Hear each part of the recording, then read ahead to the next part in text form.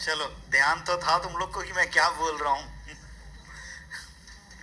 बाकी लोग 2-4 लोग गुड आफ्टरनून बोल भी दिए हैं. Good morning to all of you. So, first we'll finish banality of evil.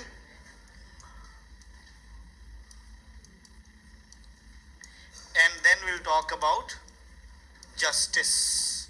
First we'll finish banality of evil and then we'll talk about justice. We have seen Anna Arendt basically try to tell us how totalitarian states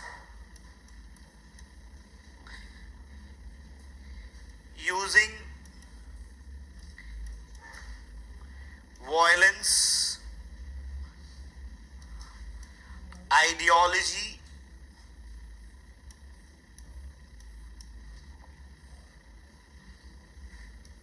to control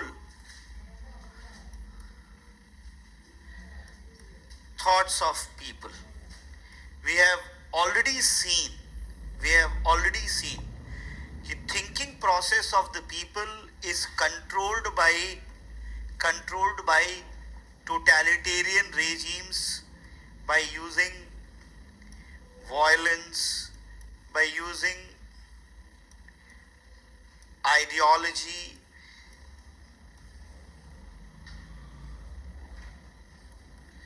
bureaucratic administration,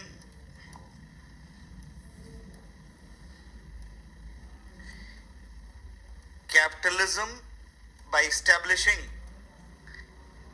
primacy of economic interest,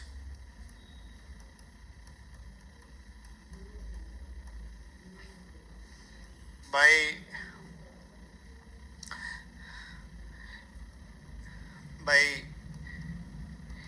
misusing history. कल ही आपने लिखा था totalitarianism में. This is all factors, very important factors that is used to control the thoughts of the people, or you can say thinking process of people. Thinking process of people. Thinking process of people. In general, authoritarianism, dictatorship, such type of rules hit adversaries, hit basically opponents and political rivals. But they do not try to control masses, they do not try to control people and their way of thinking. They take up the rights of the people. They don't allow them to practice their political choices. But totalitarianism is different in the sense that it control every and each aspect of the human life. It try to control your social relationship. It try to control your political rights. It try to control your economic relationships, and it also destroy the balance between all these things. The primacy of economics become the most important element of your life. Your own choices towards the politics, are the importance of politics in your life ultimately started decreasing. Even the social things also get disturbed. In general, totalitarianism set a new way of thinking and try to infuse new value system, and for all these purposes they control our thinking process, and by utilizing all these things. Think about how come Germans started feeling these Jews are enemy to them. In general, to whom you know, to whom you do not know, still they are able to think it like this. That is only possible if someone is there to control your thought. If someone convinced you that this particular religion or that particular way of thinking is a major challenge, that simply means they are able to control your thinking process.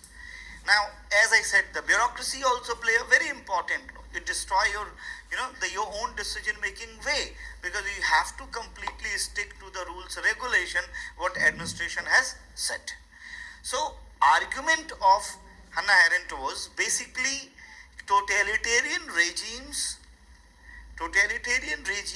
ये सबसे इसकी important line है. Totalitarian regimes blur the line between good and bad, between correct and incorrect. And in this gradual process, this evil become ordinary. The evil become banal. Ordinary का मतलब ये होता है, it become general. अभी क्या होता है? We think that evil is a evil and we should away ourselves from the evil. When evil is mixed with our general way of life, and we think that it is a general way of life. जैसे एक छोटा example है, अभी क्या है, एक छोटे से एग्जाम्पल से, when you speak lie, you understand this is not the way of life. Speaking lie is a evil, and you may utilize it sometime to save yourself. But now just think about it, it become your way of life. You keep on lying to the people, you keep on lying to the manipulating people from starting from your family to your business partners. Then you won't be able to generate difference between truth and lie in a longer run. And there will be no pressure over you, there will be no any regret, remorse that I'm keep on lying. Argument of Hannah Arendt is, in a longer run, many of the evil values and evil ideas become banal, become general, become ordinary, and it get engaged and gel in such a way in our life that we are not able to differentiate the line between good and evil, true and false, correct and incorrect. Now when it happens, it directly destroys the sense of the judgment of the people. Sense of the judgment of the people. Now imagine the same thing. When it has been asked to Eichmann, he go and kill people, thousands of the people, by releasing gas, by closing the gas chamber.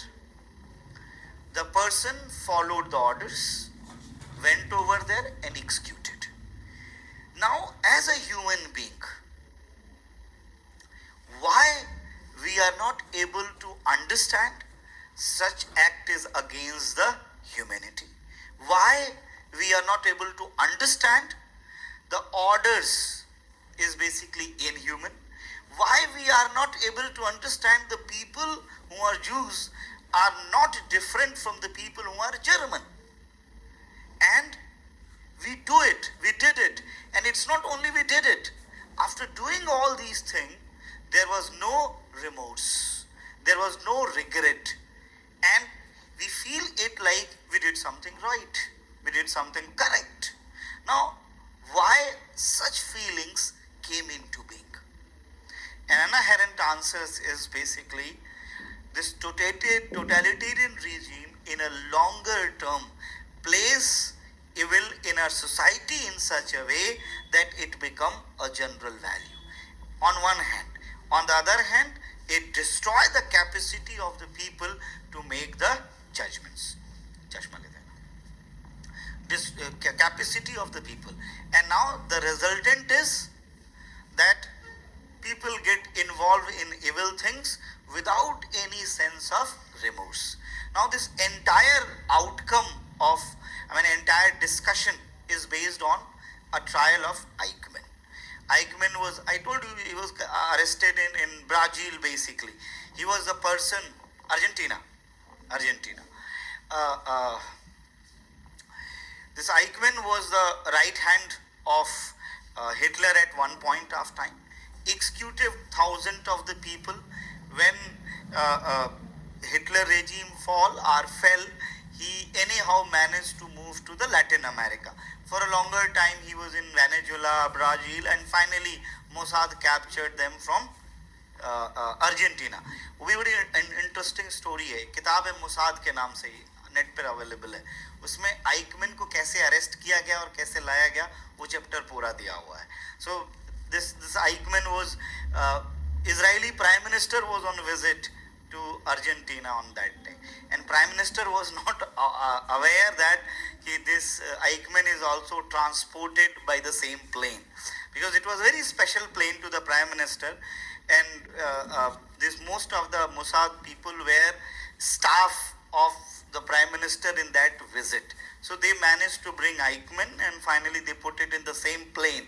So it was like surprise to everyone. That was, after many years, the director of Mossad revealed that we transported him from that.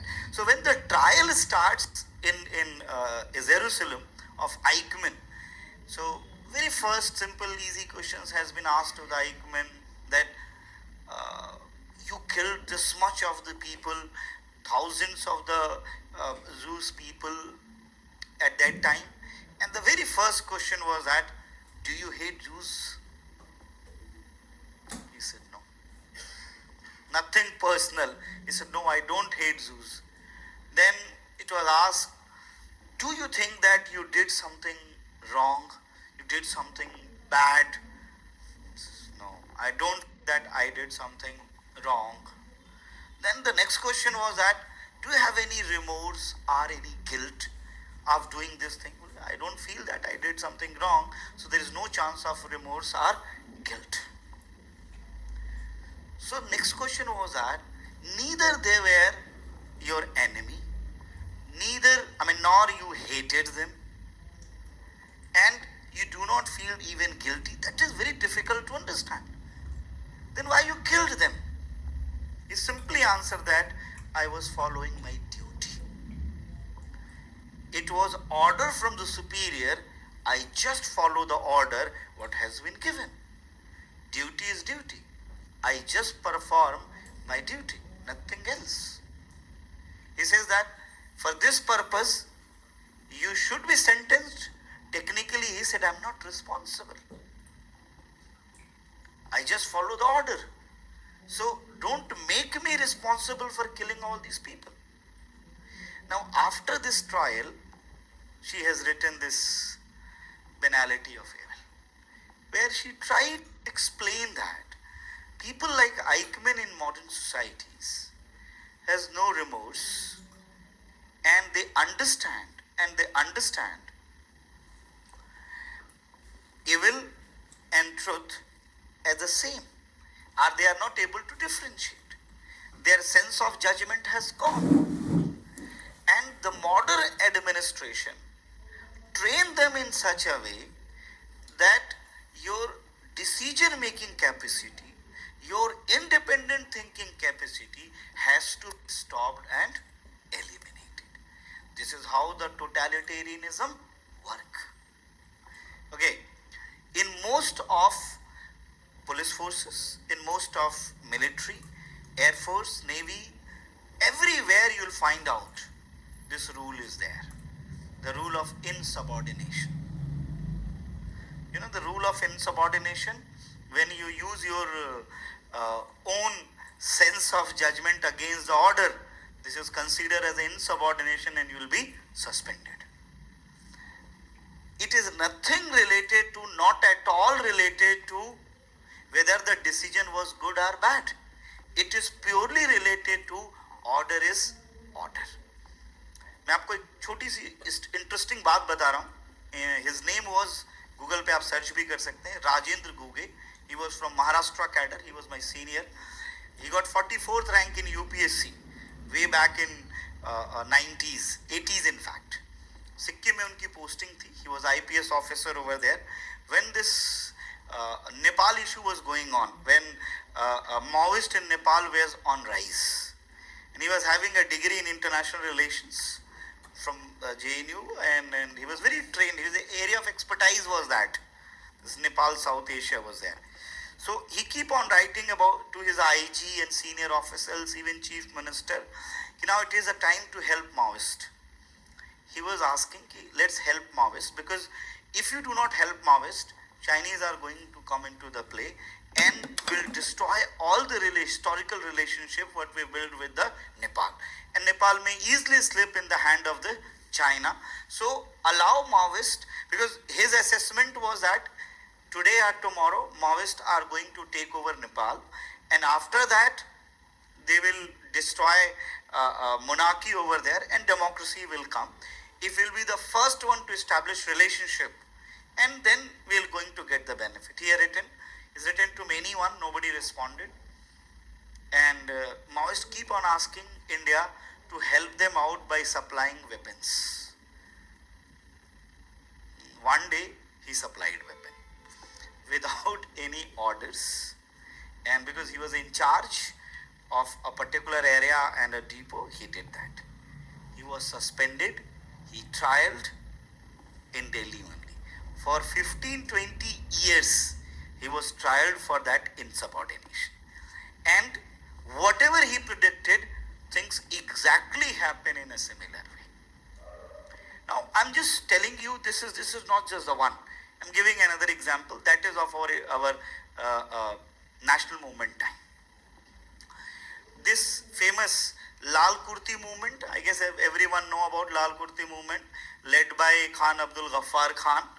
They were protesting, and Britishers order Garhwal rifles to fire against them, and Garhwal rifle refused to fire. Now this is the two event. और मजेदार बात है, उसके बाद भी the entire Garhwal rifle was dissolved and dismissed. Now here the difference is the sense of judgment. And General Dwyer ordered the Indian forces only, those who were firing, they all were not Britishers. General Dwyer was the only Britishers. The many one who were holding the gun at the time, pointing towards the Indian people, most of them were Indians, and asked them to fire, and everyone start firing. Indiscriminate killing was there. I'm not trying to tell you national movement thing. I'm just trying to tell you the sense of judgment of the people. The decision to make it correct or make it incorrect. Anna Harin's argument is that the modern regimes wanted us not to think, means they want to control our thinking. They want to push the idea that following the orders is not only the way to build your career, it is also to being the our biggest contributor to the nation and the countries. They make us learn about this, and says that this idea of rational bureaucracy, which govern completely on the basis of the rules and regulation, says don't mix your sense of judgment in that. Whatever the rule says, rule 5 says this, don't do that. Just follow that rule. Nothing, you need not to do anything. So she argued modern bureaucratic administration, use of ideology and violence. Ideology example, like you are considered to be the best employee, you are considered to be like contributing to the nation state, you are the one, you are leading to advancing the society. Violence, when you are not ready to follow, you will be demoted, you will be out of job. Violence is not only killing people, it's like any kind of thing which is leading to harm you. So they use all these parameters basically to regulate and control the thinking of the people, and they destroy their sense of judgment till when you are not able to differentiate what is good, what is bad, what is right, what is wrong. And then whatever you do, you believe that it is right and justified. It is right and justified. And the resultant is, you may end up in doing evil things without any regret, without any remorse, with a proud. I did the correct thing. I serve my nation. I serve my department. I made honor to my battalion. I made honor to my regiment. There are so many things are there. You get at this and you get engaged in killing of this thousands of innocent people. It's all about all those who are dropping bombs in civilian areas, all those who are killing thousands of the people because of any reason. There cannot be any reason which justify mass killing. कुछ ऐसा नहीं हो सकता है जो mass killing को कभी justify कर दे. If it is over there, then she said there is something terribly wrong. How you can justify dropping huge bomb, killing lot of the people? और हॉलीवुड अगर आप देखते हैं तो they coin a new term and we are so acquainted with the term collateral damage. हमको भी कितना normal लगता है कोलेट्रल डैमेज. लगता है कोलेट्रल डैमेज तो होता है. We don't feel bad about it कि भाई ठीक है कोलेट्रल डैमेज में तो 2-4 लोग जाएंगे. And defying the life of the people just to follow the honor or just to follow whatever your national interest is there, we find it is fine. If we kill thousands of the people in service of our nation, if you killed thousands of the people in a war where direct war is there, still it can be understood. But you kill thousands of the people indiscriminately bombing over some place just to build pressure over the government. Let me tell you guys, during the Cold War, this KGB and CIA, it was one of their popular strategies. They never accepted, but that was their popular strategy. If a communist government is there, they want to derail communist government, they go for indiscriminate killing of the people in any of the format to build pressure of the government and create anti-forces against the government, support their leader, finance their leader, political killings. In the whole Africa, in Southeast Asia, indiscriminately it was done by KGB and CIA. Multiple examples are there. That is what, and you feel that this all has been done to, win the Cold War. And what was that Cold War? Ideologically, Americans should hold the supremacy. So, her basic argument is that it is all destroying the lines of good and bad. And I guess, guys, अभी भी आप इस perspective से जब चीज़ों को देखना शुरू करेंगे तो आपको समझ में आएगा कि बहुत सारी चीज़ें अनजस्टिफाइड हैं. एंड देन हियर जब वो जैसे ही आपके अंदर वो डायलेमा होगा, then here something come into picture, that may be nation state, that may be society, that may be religion, that may be caste. कुछ लोग धर्म युद्ध के नाम पर, जस्ट वॉर के नाम पर, they will keep you into the war. There is a very good book written by Amitabh Mattu, Strategic Choices and Ethical Dilemmas, classic किताब.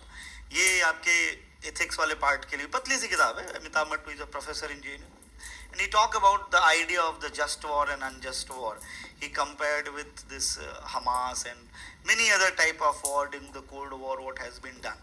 In a very simple and easy word, either killings has been justified, आपके अंदर कोई dilemma आ रहा है, remorse आ रहा है कि why you killed this much people. So maybe the religion will come into the picture. He'll say that you did it for your religion. थोड़ा बड़े बड़े इंडियन स्टाइल में थोड़ा बड़े बड़े डायलॉग बोल दिए जाएंगे. आपका ये contribution, your sacrifice will never forgotten by the history. These are mere words.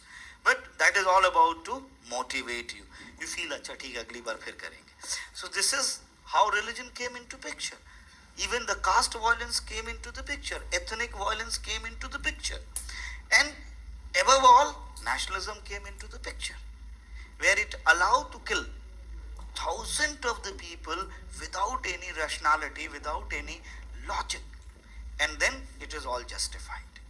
So her argument is that in a modern era, the ideology which is running the nation states and the society are technically changing the definitions of good and bad, good and evil. And that is why evil is becoming banal in our modern lives. I guess this is clear. चलिए heading डालिए, finish. हाँ,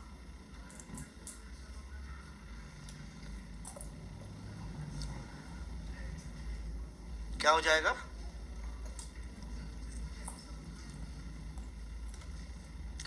देखिए ये मतलब I would answer it in a different way. When we talk about utilizing our sense of judgment, but it is very important thing that sense of judgment has to be there. This confusion is there because we are not trained in such a way that our sense of judgment is there. That is why it will create confusion. Let me tell you guys, when you are trained on ethical moral tones, when you are trained around such type of values, strong values to differentiate between right and wrong, then there will be no confusion. Most of the people are going to act in a similar way. If I'll simply say there is a one situation how you act. If people are acting on the line of differentiating good and bad, all the people who are making choice good, they all will act in a similar way in the same situation. So if the sense of judgment is there developed, there will be no confusion. There will be no confusion. And like, देखिए, I'm not delivering this judgment what is good or what is wrong, but there are certain severe questions. If you remember that, gradually it developed in our society and we started believing in these ideas. There should be instant justice. If you remember, I guess 1 year back or before that, there are 4-5 rape accused, and then they were attempting to escape and they have been killed. Justice has to be delivered, but the way of justice, that is important. There are many, cars, jeeps, they got accident and they are carrying the criminals and they have been shot on the spot.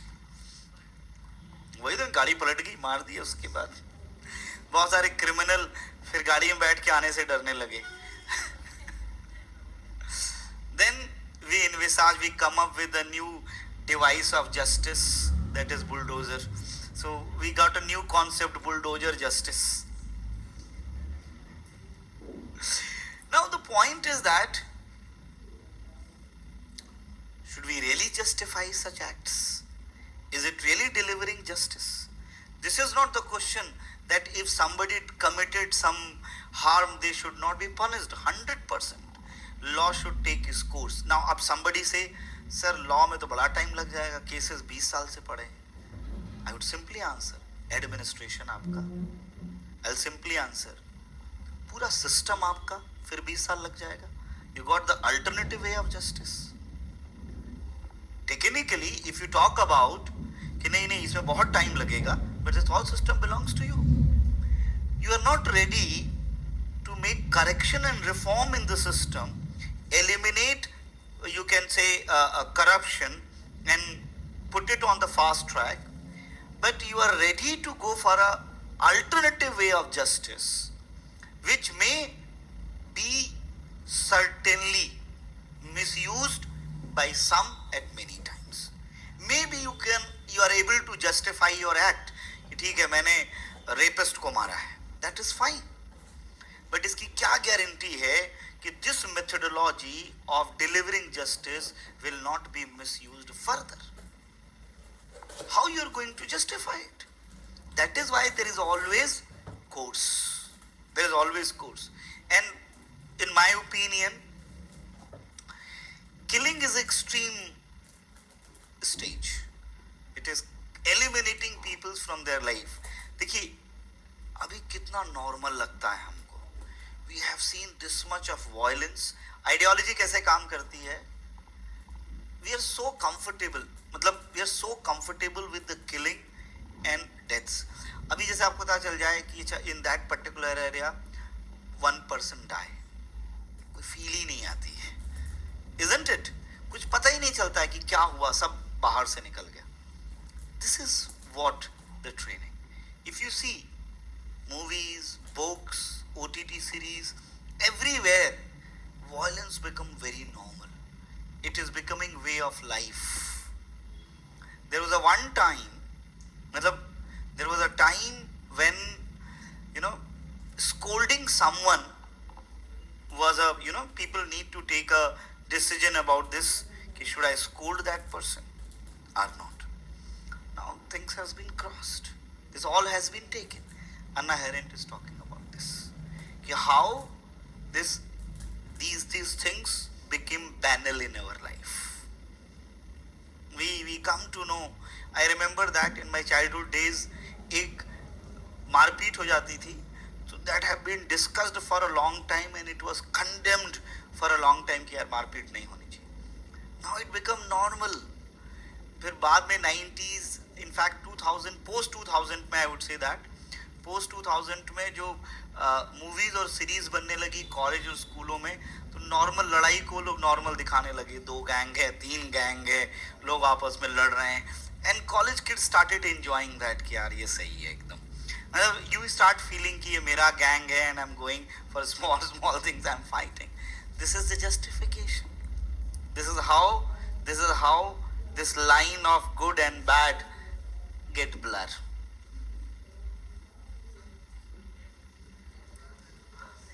हाँ, 1 minute. हाँ,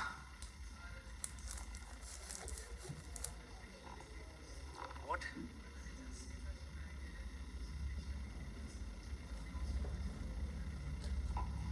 Technically, when I'll teach you Foucault, then Foucault basically talk about religion is a very powerful way of regulating and controlling people.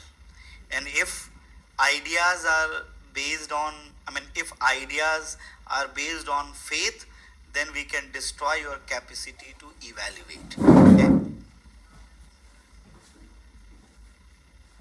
On?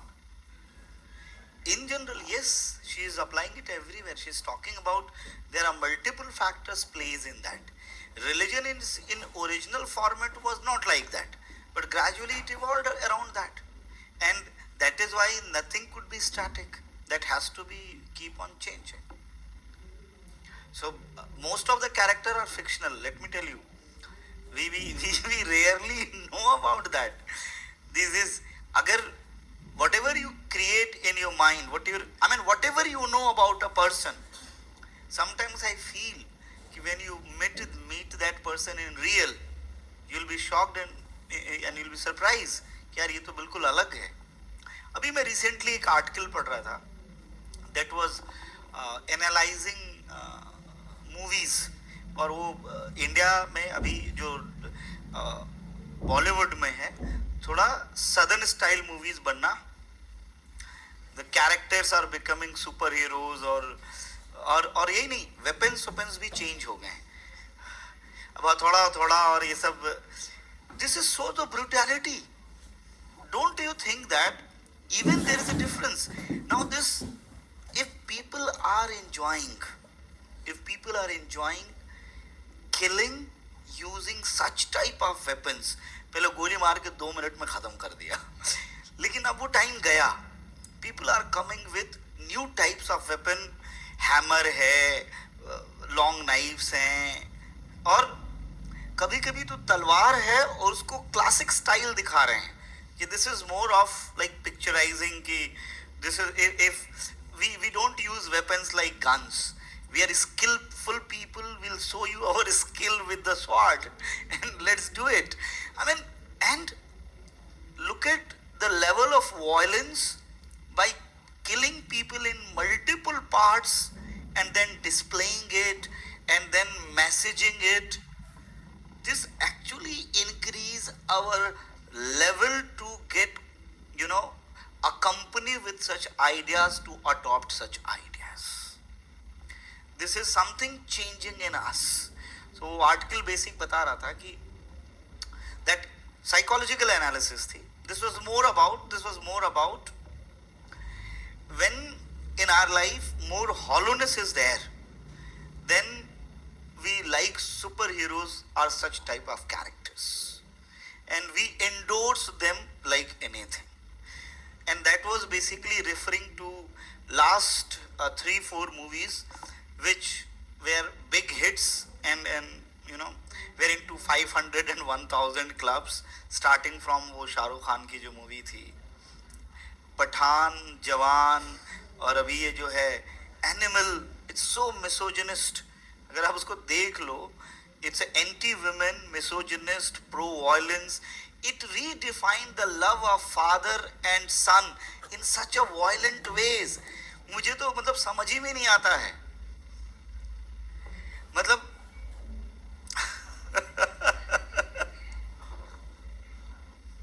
I am fond of movies. So my point is that ठीक है, मैं देखता हूँ तो वो political science चलता है मेरे दिमाग में. दिस ऑलवेज देयर कि ये क्या है. हर सीन को मैं किसी थ्योरी से एक्सप्लेन कर सकता हूँ, ये मैं आपको बता रहा हूँ.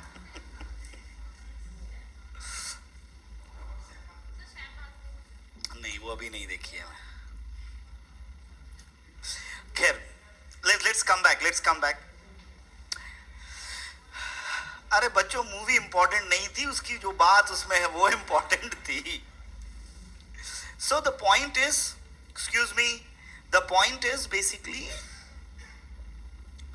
it is, as I was talking about this movie, it is redefining the relationship.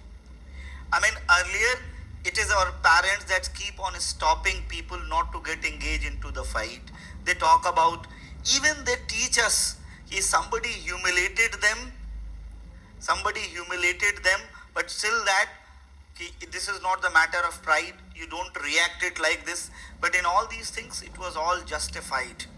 Okay, how you dare to do this to, it is just a justification. I mean, it's not all about a relationship. It is all about a justification of various methodologies and usage of various methodologies in our life. Such type of activities, मतलब मैं जिस तरह से connect करता हूँ तो मुझे तो यही लगता है कि what was happening in the medieval era, the way people treating to the other people, the way they are beheading, killing them, this seems to be more कि भाई वो सारी मेथडोलॉजीज और टेक्नोलॉजीज बड़ी किकिंग लग रही हैं इस समय. लोगों को बड़ा सही लग रहा है कि यार कूल है. This is not cool at all. This is very hot, I am telling you, and it is very dangerous also. It is very dangerous also. And I am telling you, in upcoming days, it will be a serious problem. जैसे US में भी इसके बहुत सारे impact हैं. ये जो आपको स्कूल में जो दिखता है, गन लेके चले जाते हैं, this is, और आप please read about US history of 70s and 80s. That was normal. Gun fight in every street was very normal. हम उस दौर में अब जाने वाले हैं. We are slipping to that. अच्छा है, इंडिया में लाइसेंस गन परचेजिंग अभी भी टफ है, कलेक्टर के सिग्नेचर चाहिए होते हैं. Otherwise if it will become like US, you can't imagine that what is going to be happen in this country. In terms of values and ideas, we are moving to that. No, I find lot of things. Earlier, few days back, I mean, like, we are just traveling for some place. There was one suggestion कि वो क्या कहते हैं, baseball bat रख लो गाड़ी में. इनके क्यों रखना बेसबॉल बैट गाड़ी में? मुझे उससे आश्चर्य हुआ जब शशांक सर ने कहा मैं रखता हूँ. I was like this was very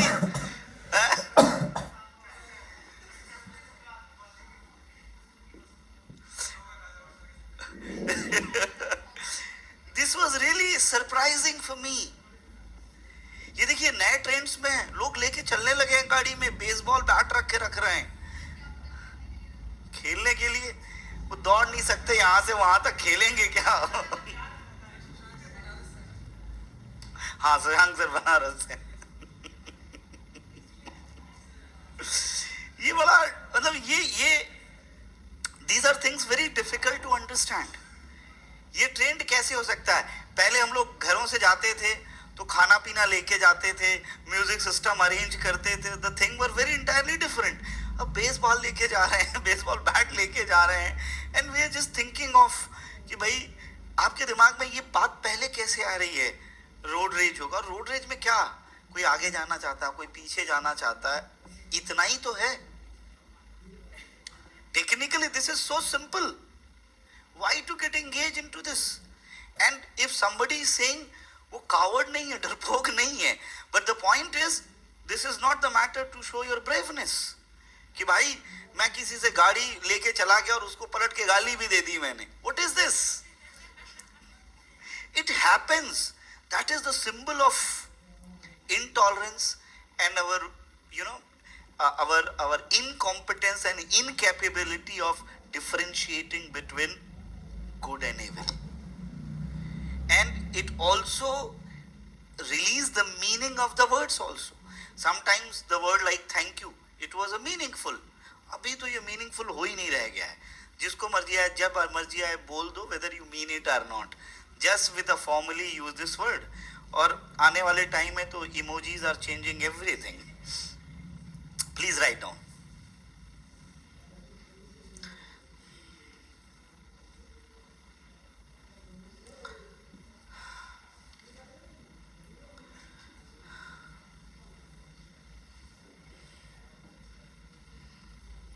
Please write down. Anna Arendt's view on banality of evil. Anna Arendt's view on banality of evil.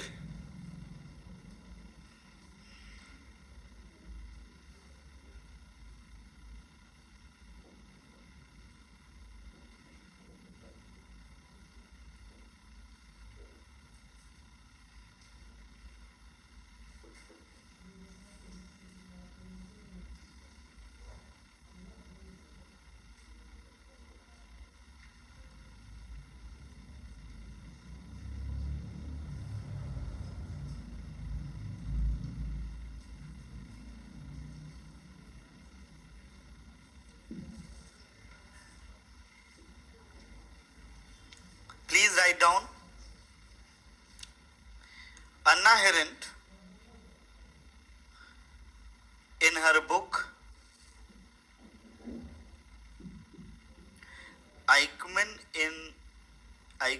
in Jerusalem, Eichmann in Jerusalem, colon, a report on the banality of evil,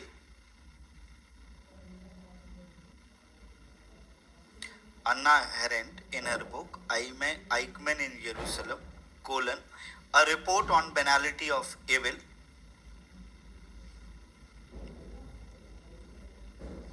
discussed that evil is becoming banal, comma, ordinary or general,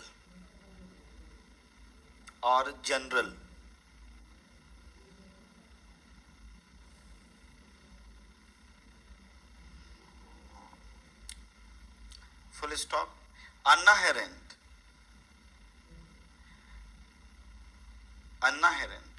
concluded this by examining the trial of Eichmann. Full stop. Eichmann was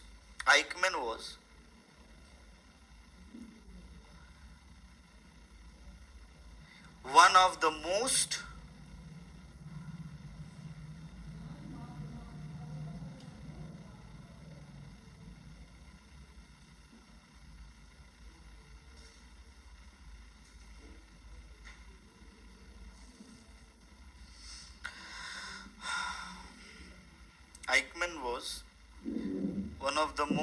क्या लिखा,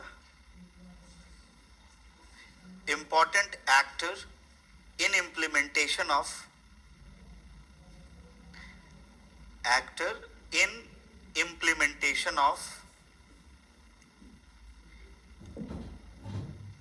final solution, bracket में लिखेंगे Hitler's Jews execution, final solution. Bracket में Hitler's Jews execution, bracket close, charged with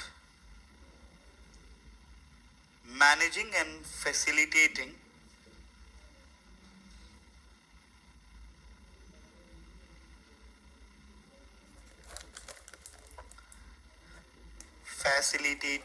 the mass deportation of Jews, mass deportation, DEPORTAION, deportation of Jews to the killing centers, comma, killing centers, comma, he was among the major organizers, he was among the major organizers, he was among the major organizers of the Holocaust. Holocaust.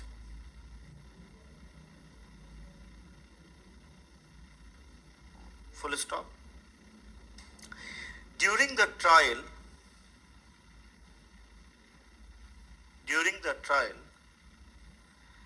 Eichmann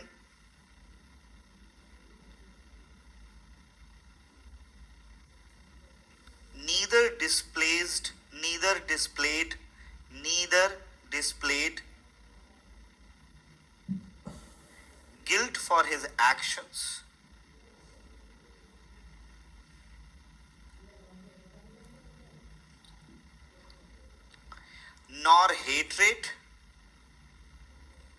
nor hatred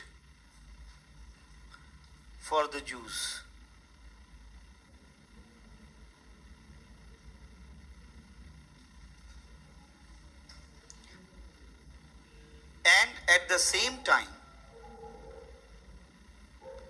And at the same time, he denied any responsibility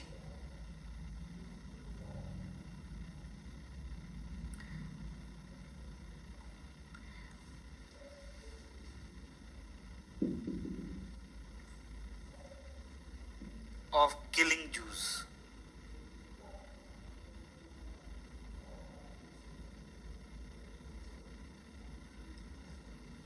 Full stop. He responded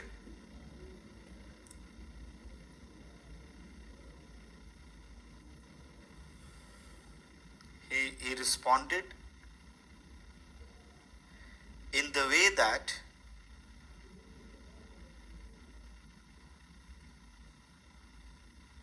he was doing his job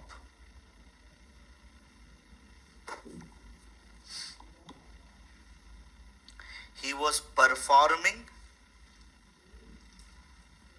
was performing his duty. For him, duty is duty.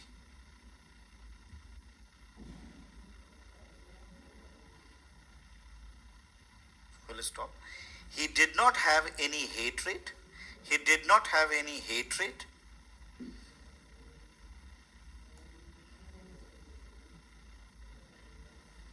For Jews,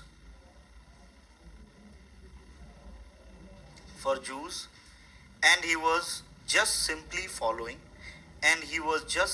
following orders from his superior officers.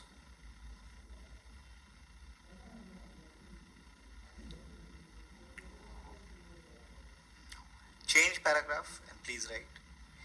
Anna Arendt, after analyzing trial,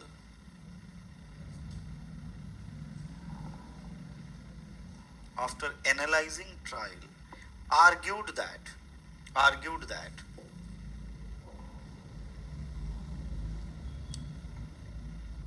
most of such crimes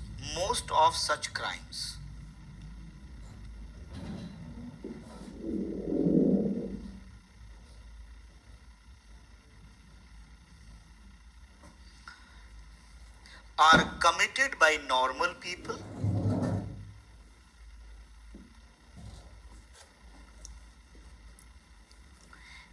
and not psychopaths.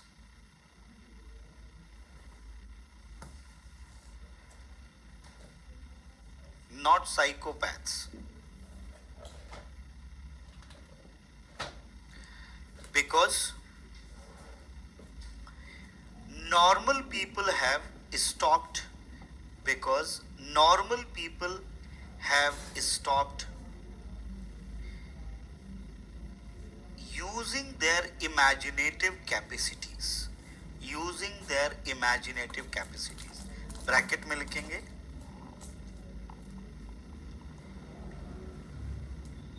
imaginative capacity, bracket में consequences.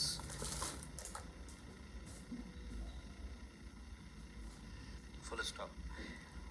Eichmann made no effort. Eichmann made no effort to understand the moral and human consequences. Moral and human consequences. Moral and human consequences of his actions against the Jews.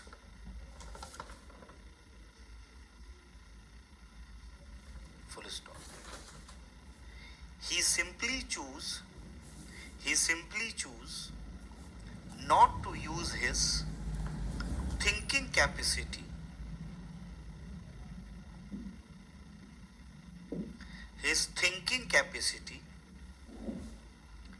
comma, else he would have understood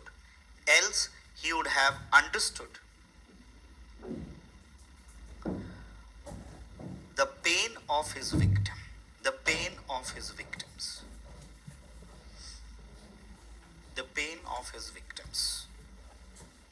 ठीक?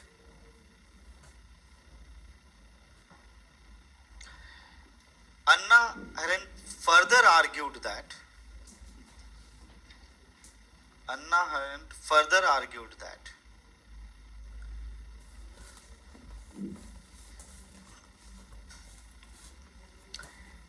people in modern times are not able to differentiate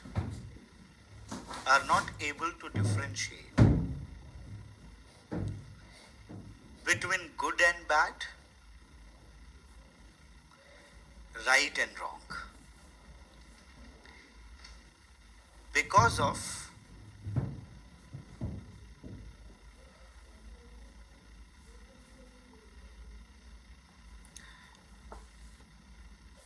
destruction of their sense of judgment.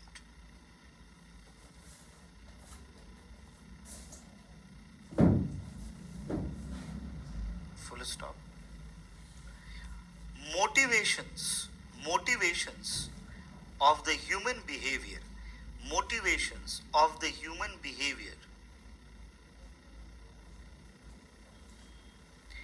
remain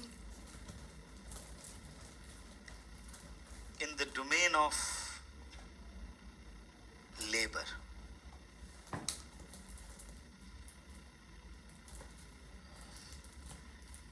Full stop. She further argued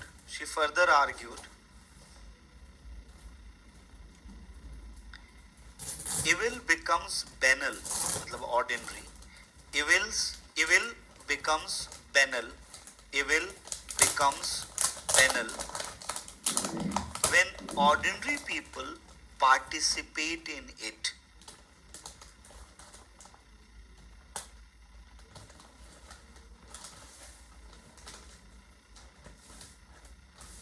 Comma, build distance from it,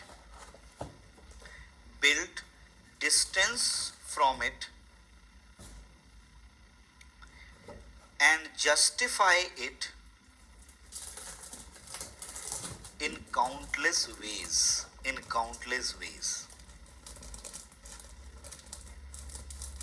Ordinary.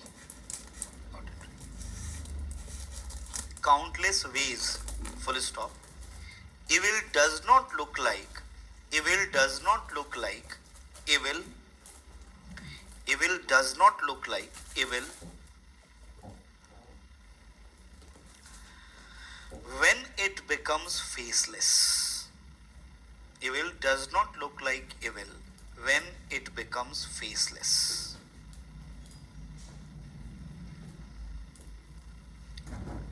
Any act, no matter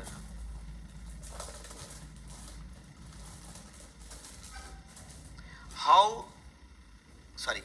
no matter how any act, no matter how gruesome, G-R-U-S-O-M-E, or evil, can be justified on the grounds that the masses were ready for it.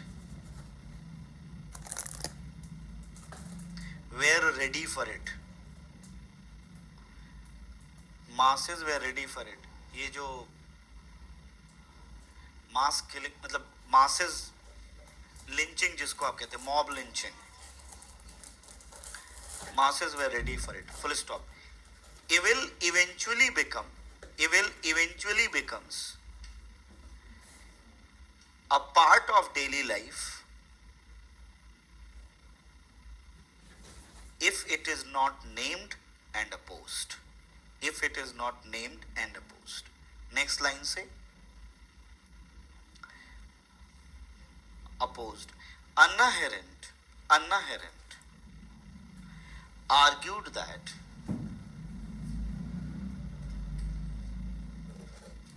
in modern societies and with the rise of totalitarianism,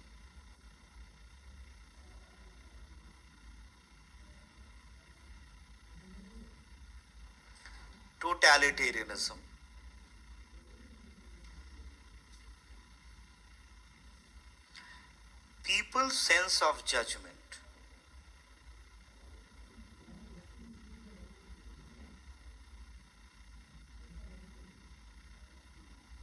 is gradually changing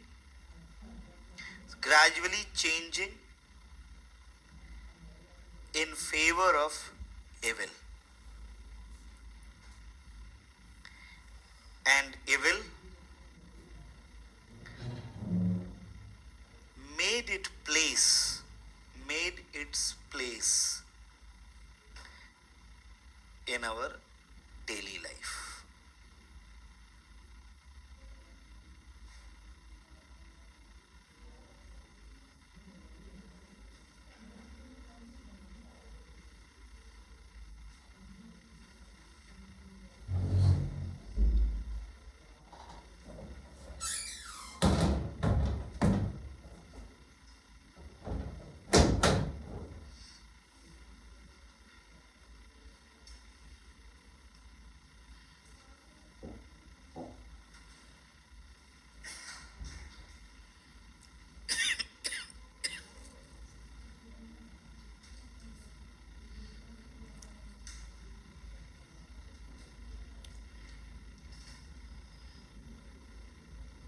हो गया? चलिए, we are done with Anna Arendt.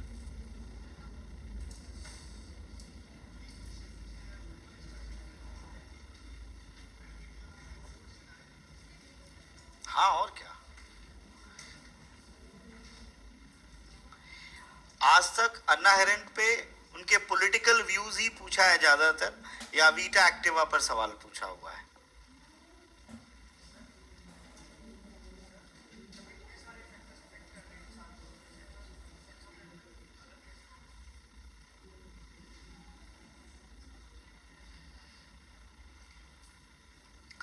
देखिए,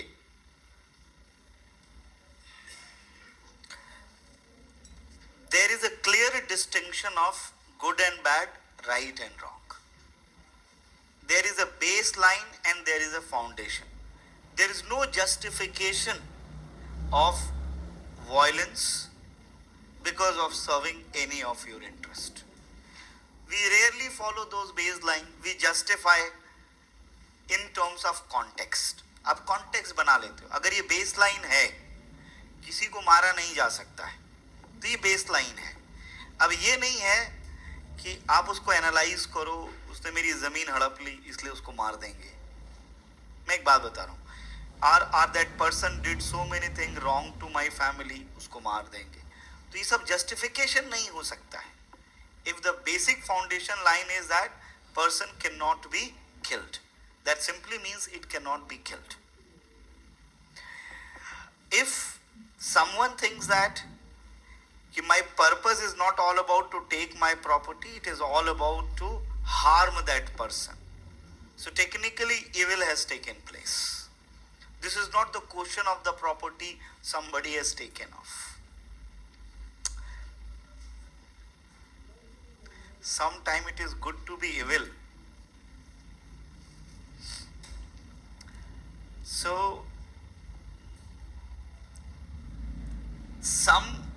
can you define that when one has to be, I mean like good to be evil, for example?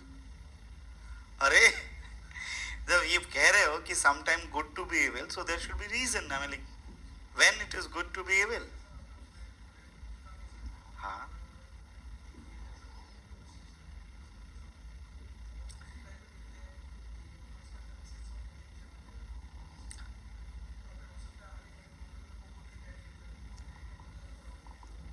Basic point ये है ना, तो इससे मतलब हम ऐसा नहीं कह सकते एक मॉन्स्टर को मारने के लिए हम दूसरा मॉन्स्टर खड़ा कर लेंगे, ऐसा बिल्कुल नहीं है. और मैं आपको बता दूं, मतलब one of the basic foundation of punishment theory is basically deterrence. ये जो आप कह रहे हैं ना, वही है कि लोगों को सजा इसलिए दी जाती है कि वो डिटरेंस क्रिएट करेगा, बाकी लोग ऐसा नहीं करेंगे. Please check the data. Deterrence is not functioning. The crime rate in every society rapidly increasing. Even the people went for the death sentences. So technically that idea of the deterrence is not working. And these all thinkers, I mean a range of thinkers, they are saying this deterrence is further fueling evil resistance. It is not taking in that way. In fact, there is a need to change what we talk about value system. There is need to change about the principles of nurturing, about way of thinking. Otherwise, even people justify their act on the name of the revenge, on the name of, doing something correct because this has been done by someone else. And most of the people, if they do not take their punishments as कि actually they have committed it, so it never lead to the reforms. आपको habitual offenders मिलेंगे. Habitual offenders मतलब आपने किसी को पकड़ा, किसी को सजा दे दी, आप दूसरे को क्या डिटर करोगे? उसी को नहीं डिटर कर पाए. The person who faced it, isn't it? जैसे किसी को कोई punishment हुई, वो बाहर आके फिर वही हरकत कर रहा है, तो डिटरेंस दूसरे के लिए क्या क्रिएट होगा? जिसने खुद सजा को फेस किया है उसके लिए नहीं डिटरेंस पैदा हो रहा है. बता तो दिया. इसका वे आउट इसका वे आउट बेसिकली पूरे मतलब value system, way of nurturing, इन सारी चीजों को है, ताकि ये डिफरेंशिएशन हमेशा रहे कि नॉर्मल एंड साइकोपैथ. देखिए कुछ लोग ऐसे हो सकते हैं, I am not completely denying this, कि by their nature because of the certain biological और some psychological issue they have such tendencies. It always happened in the history. So for them it's not like making the entire ordinary people in a same way. मैंने जो कहा ना, monster को मारने के लिए आप मॉन्स्टर नहीं खड़ा कर सकते हो. और बहुत सारे एग्जाम्पल्स हैं. IR में तो आप देखो, जिन लोगों ने भी मॉन्स्टर खड़ा किया, they all are victim of the monster. Pakistan is a very classic example. They created terrorism to fight against India. बिल्कुल, they all are facing, they all are victim of that, because this is the basic nature of the monster. तो जो जिसका basic nature है वो कहाँ से बदलने वाला है? वो तो रहने ही वाला है. जब वो रहेगा तो ये चैलेंज हमेशा रहेगा. अरे कभी कभार ठीक क्यों है? मतलब ये कभी कभार भी क्यों ठीक है? Until unless if the person is a psychopath. हाँ, अरे भाई मैं कह तो रहा हूं.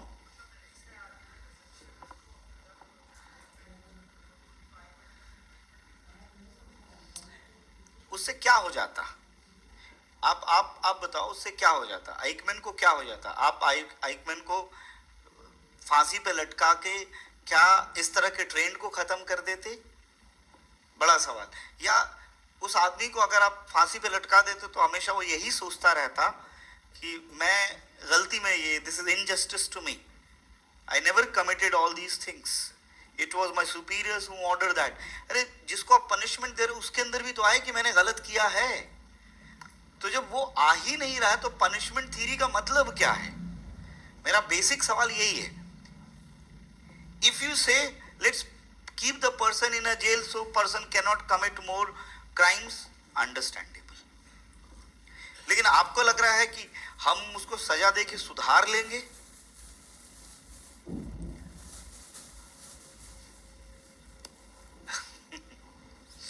चलिए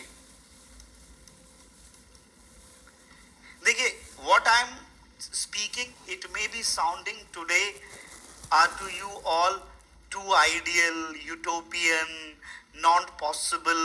बिल्कुल आपको साउंड कर सकता है. Because this process is happening from last 25 years. तो वो 1.5 घंटे के लेक्चर में कुछ नहीं बदल जाएगा उसमें. This I understand it completely. So let's talk about justice.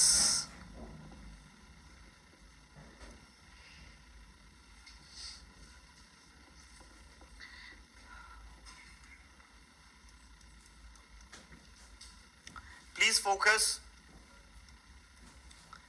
What is justice?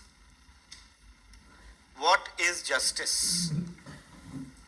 देखिए, in modern times, the idea of justice has changed. Change in what sense? This idea of justice become more distributive in nature. Become more distributive in nature. When you say distributive in nature, you are basically talking about resources. अब ये resources में सारी चीजें आ जाती हैं. If you talk about jobs, if you talk about property, if you talk about you can say money, or if you talk about even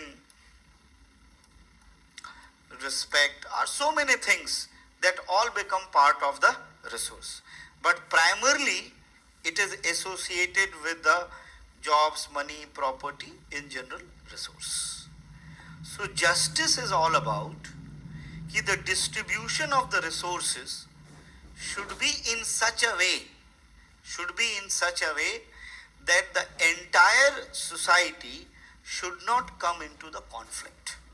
Means there should not be any sense of injustice which put them into the conflict. I mean, like, you distributed the resources in such a way that you are fine, okay, it is fair distribution, and it is because that I am not blaming someone else who deliver injustice to me. It depends what should be the methodology and how it should go on. But the basic argument is the outcome of the phenomena of the justice. Outcome of the phenomena of the justice should be in form of non-conflict and coordination in the society. अब ये कैसे बांटा जाए, किसको क्या किया जाए, कौन सा प्रिंसिपल लगाया जाए, वो एक अलग सवाल है. लेकिन सबसे बेसिक सवाल यही है कि when you say justice, so what is the impact of justice? If I say, or why justice is needed, why justice is required. So basic line is that justice is required or needed to ensure stability, cooperation, harmony in the society and among the human beings. Because injustice may have negative impact in terms of conflict, in terms of war, in terms of instability in the society. So basic purpose of the justice is this. Now the distribution of the resources should be in such a बहुत normal language में it should be done in such a way that everyone in our society should be satisfied. They should feel that the society is running in such a way that they have a fair share in it, and that is why it will never result into a conflict. That is what the basic understanding of the justice. Now the next question is how it should be done. How it should be done. How it should be done that everyone in our society will feel satisfied.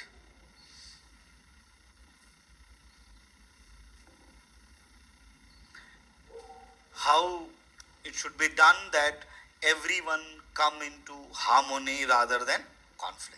अब इसी को लेकर के सब अलग अलग theories बनी है. जितनी भी थीरीज हैं ये कैसे किया जाए इसको लेकर के ही है. So there is broader division. Those who believe कि process should be just,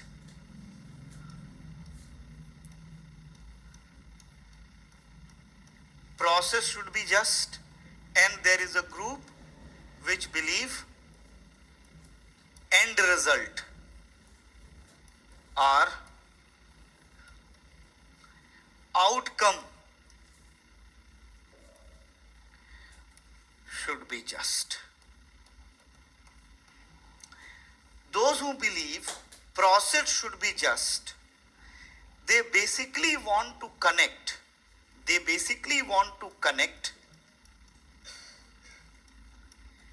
justice with merit with effort. वो जोड़ते हैं कि भाई जस्टिस इन सब के साथ कनेक्टेड है.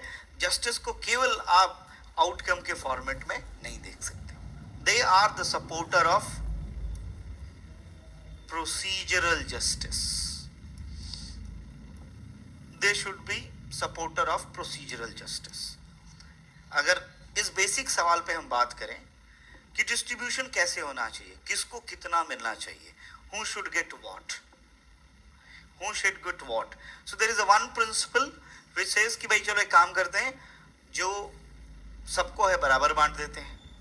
आप कह सकते हो एक काम करते हैं बराबर नहीं बांटते हैं, प्रोपोर्शन में बांट देते हैं.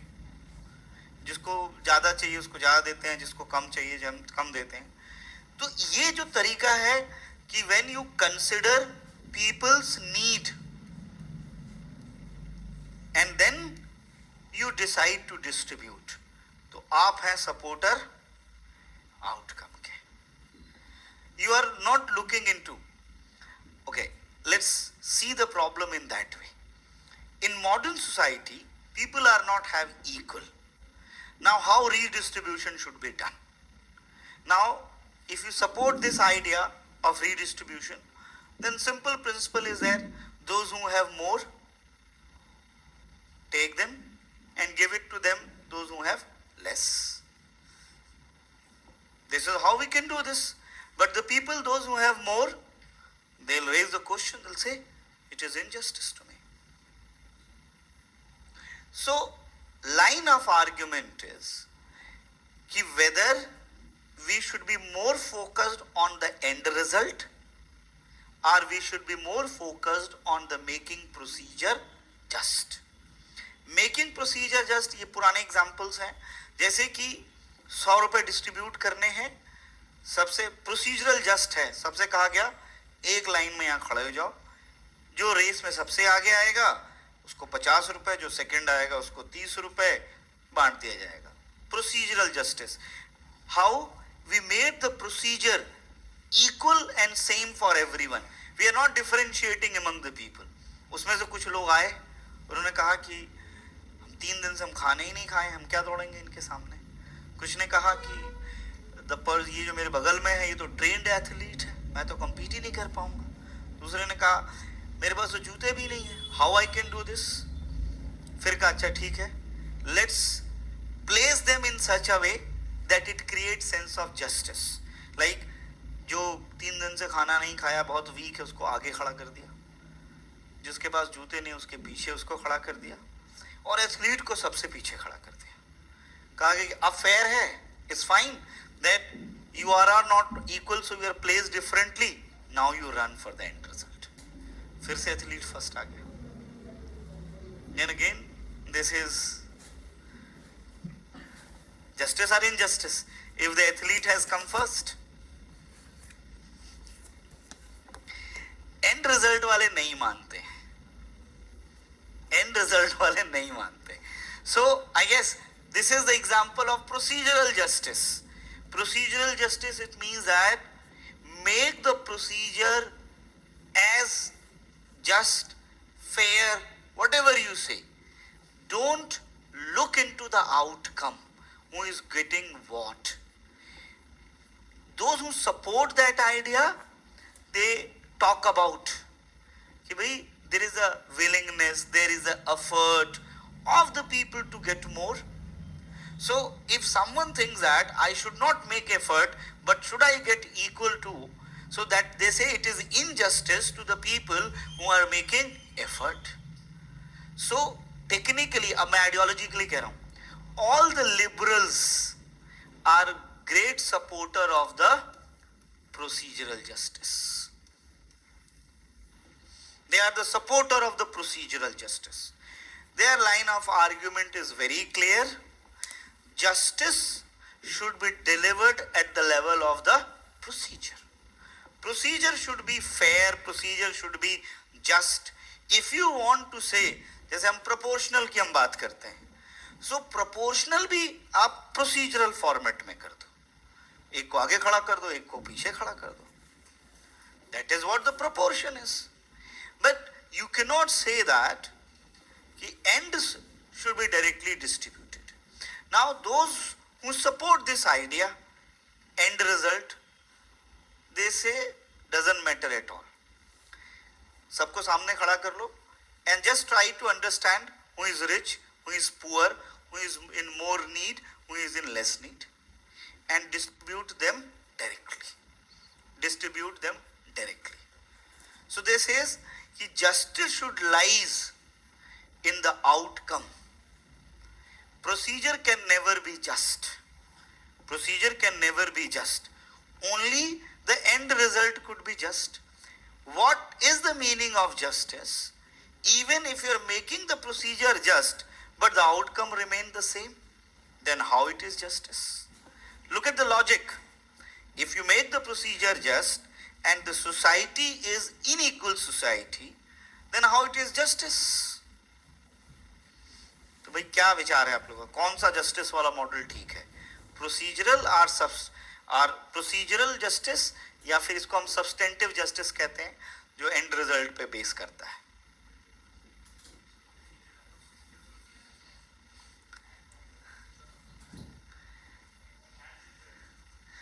And result.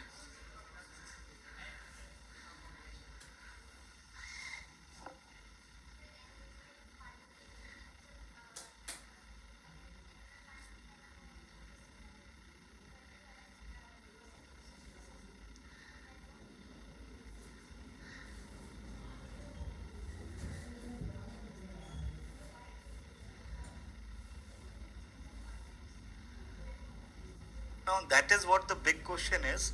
It's not about means. It's all about, is it just to deprive a people what that person deserves? So it's not all about that कि you are actually delivering justice by injustice. It's not like. they'll simply raise the question कि how it could be justice कि I work day and night and bulk share of it has been given to someone else. So how it is justice? Okay, let me see. हाँ, end result. क्यों? What is the logic? एक minute रुक जाओ भाई, सुन तो लेने दो please. हाँ, ये तो मैं भी कह रहा था. आपने क्यों कहा? What is your logic? हाँ सागर बताओ. अंत भला तो सब भला. लेकिन जिसको नहीं मिलेगा उसका तो भला नहीं होगा ना वो.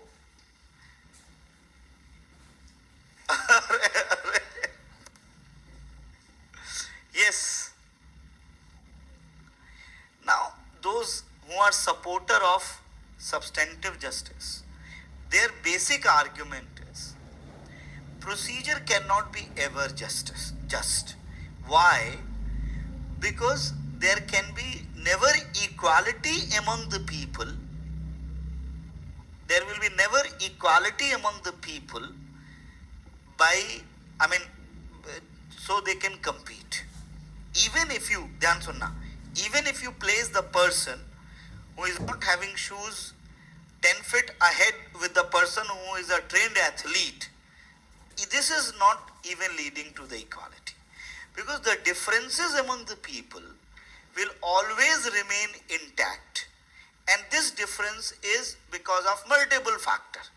One of the factor is nurturing of the person, the socio-economic constraint over the person. You may be able to equalize them in material possessions, but in terms of psychological possessions, you will be never able to equal them basically. You will never make them equal. Okay, let's understand it like this. Psychological evolution of a person is also influenced by socio-economic circumstances. So if someone is technically more confidence because living in urban area, access to all information, belong to a rich family. And now at the time of competition, if you provide more materialistic support to the person who is a poor, will never get that confidence. Will never be psychologically that strong that they can compete a person who is in their nurturing is more confident. Now their second line of argument is your socio-economic conditions keep you pushing back also. It's something, I have given this example. Suppose आप UPSC दे रहे हैं and neither in your family nor in your village ever anyone qualified, and a person is also appearing जिसके घर में already 3 IAS officer है, and you both failed in your first 2 prelims examination. Now the impact over both will be very different. So the people who are living in the family where already IAS officers are there, they'll say you'll make it. Just have more patience. Don't be demoralized. And the people will have confidence by looking, अरे मेरा भाई ये किया है. I can do also. Maybe things are not working. But what will be the logic for the other person? तुमसे नहीं होगा. Nobody ever did in our family. Nobody ever did in our you can say our village, community. Then how you can do this? So the person to go to that equal level of confidence need much more confidence even to equate the confidence of the other person.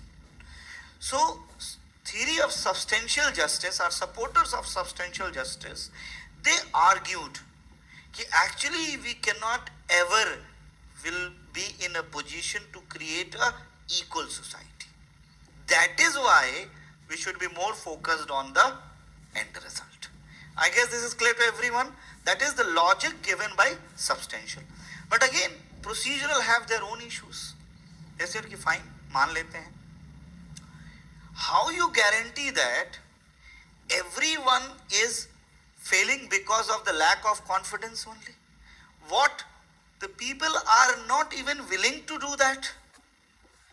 You can't make this statement that the people who were deprived, they are deprived just because of the socio-economic circumstances, not because of their own efforts.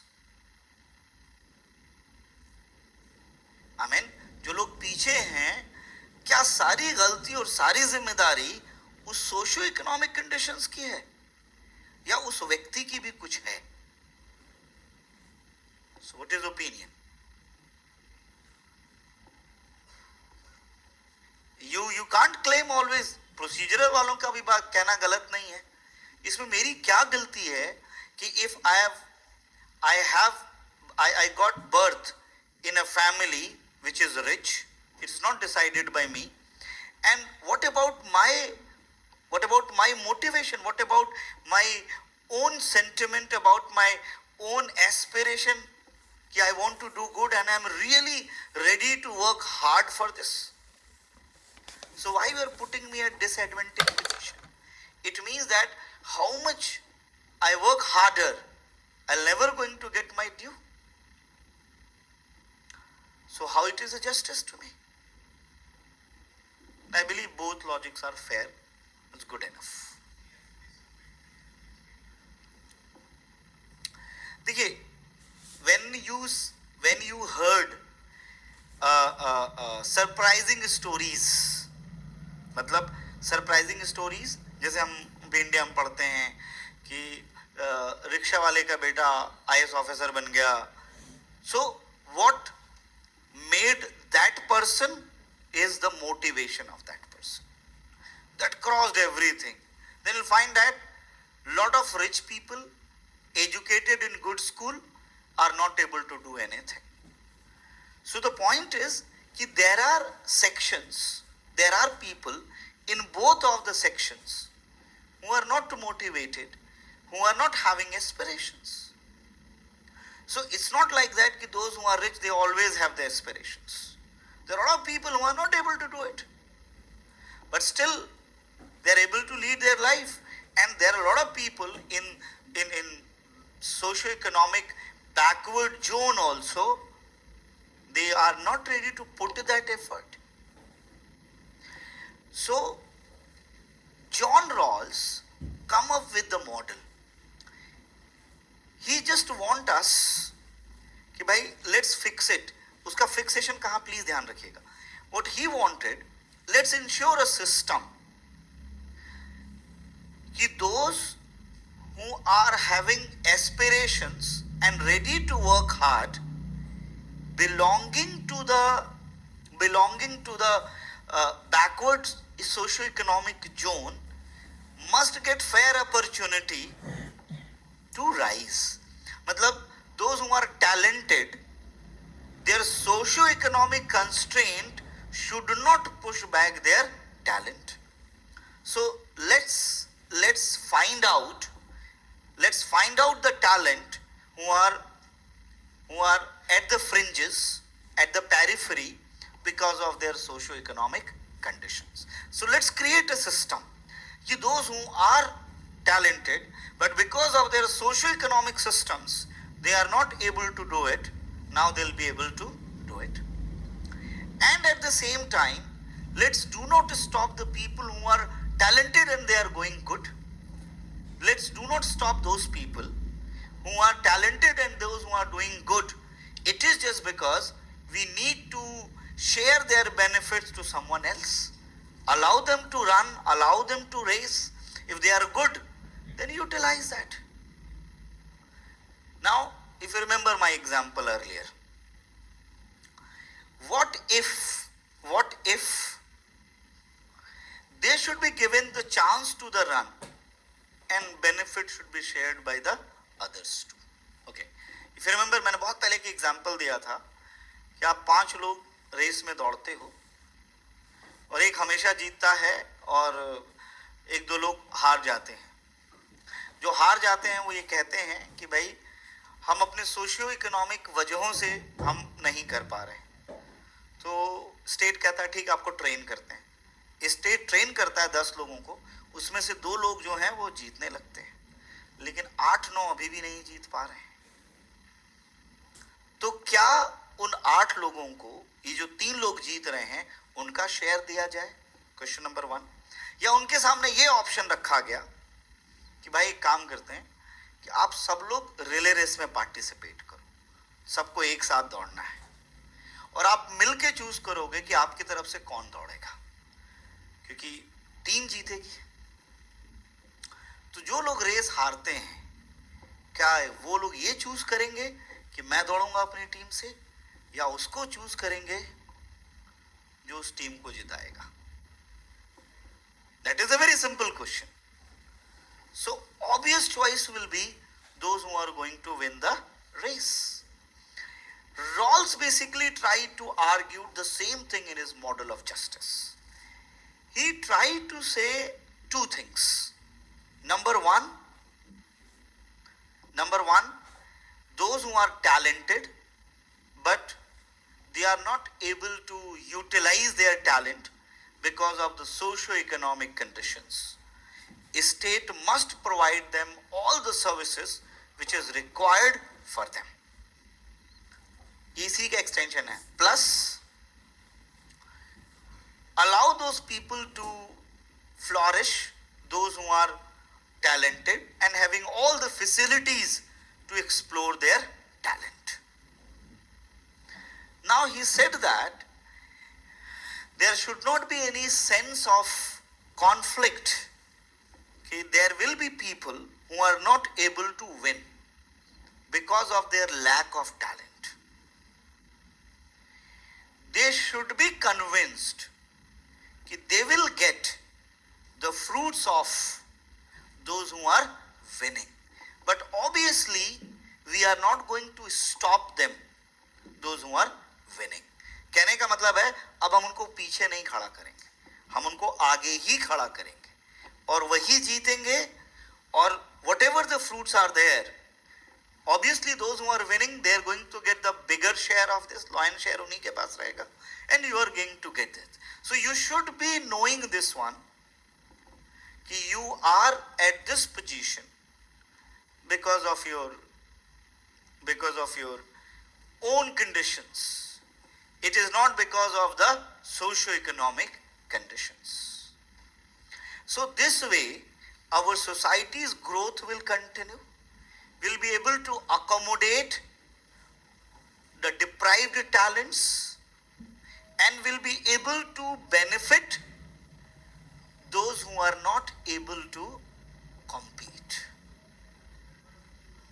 एक minute देखिए, अब ये किस किस context में कह रहा है, ध्यान समझिएगा. John Rawls is trying to say that if you go with the Marxist way or socialist way of justice and you are focusing on the end result, so irrespective of what person deserves, you are providing them as per their need, and you are missing the idea of the merit. And if you are going only with the liberal model, you are missing the idea of the need. Let's mix both.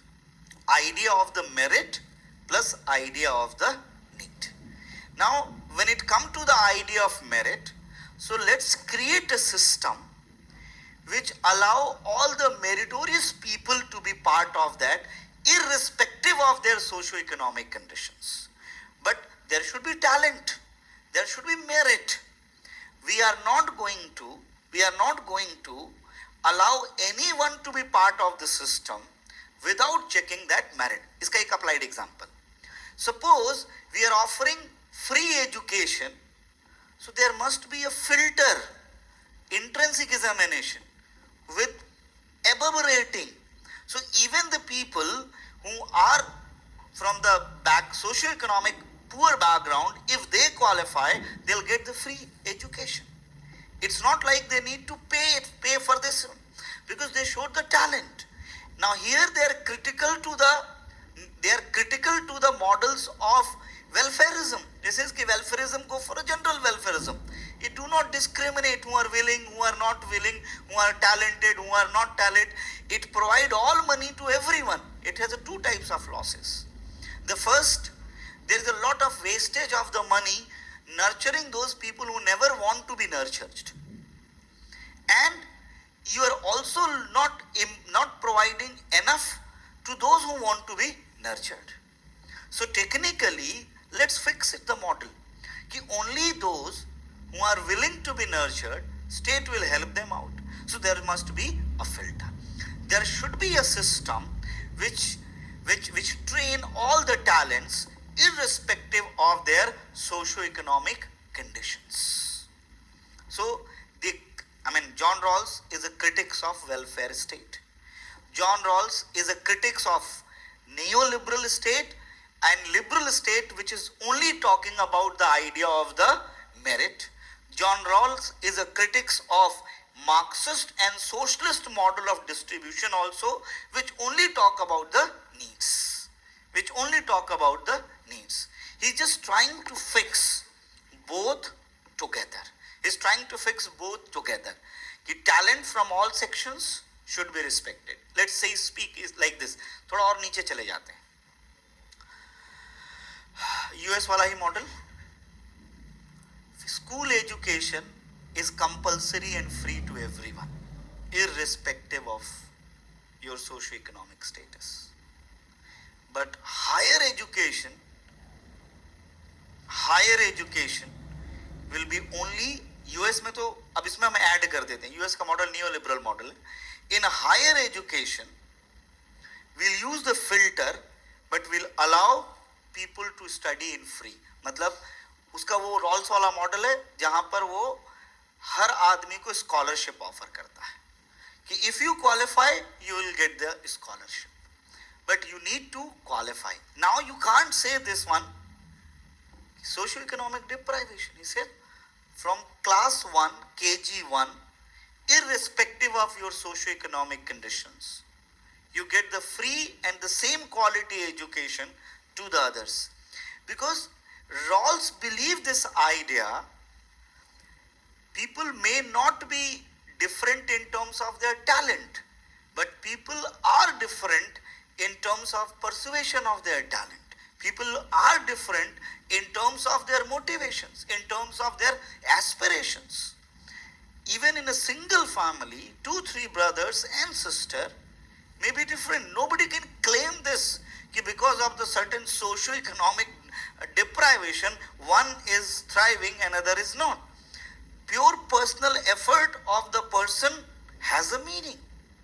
So technically, on the name of the socio-economic justice, we can't ignore the factor of the people's own motivation. Otherwise, it will be injustice to those who are working hard, who have that motivation, who have that aspiration, who is building the modern world. And even it is unfair to those who are like that, blocking them as the welfare state too. Block them कि नहीं ये तो तुमको नहीं मिल सकता है. And most of the function of the state is to welfare the socio-economic backward and challenged without differentiating those who are having aspiration, ready to work hard, willing to work. Neoliberals का ही argument इसने इसको इस्तेमाल किया है. वो बोलता है कि anybody can give the guarantee कि all facilities will be provided, you are going to crack. चलो यूपीएससी की बात कर लें, जो आपको चाहिए मिल जाएगा, गारंटी देते हैं आप क्वालिफाई कर लेंगे. I'm just asking this simple question. Nobody can give the guarantee, and you can't pick it. This guy is going to qualify or that guy is going to qualify. That completely depend on the effort made by that person. The resources to you utilize it. So there is something related to the person too. So John Rawls was the person who was trying to create a middle path between liberalism and Marxism and socialism. He want to create a theorem of justice based on need plus merit. हम थोड़ा technical हो रहे हैं. Need plus merit. The entire thing has been designed in similar way.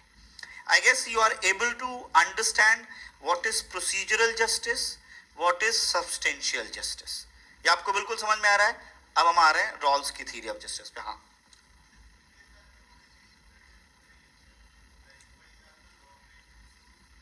हाँ,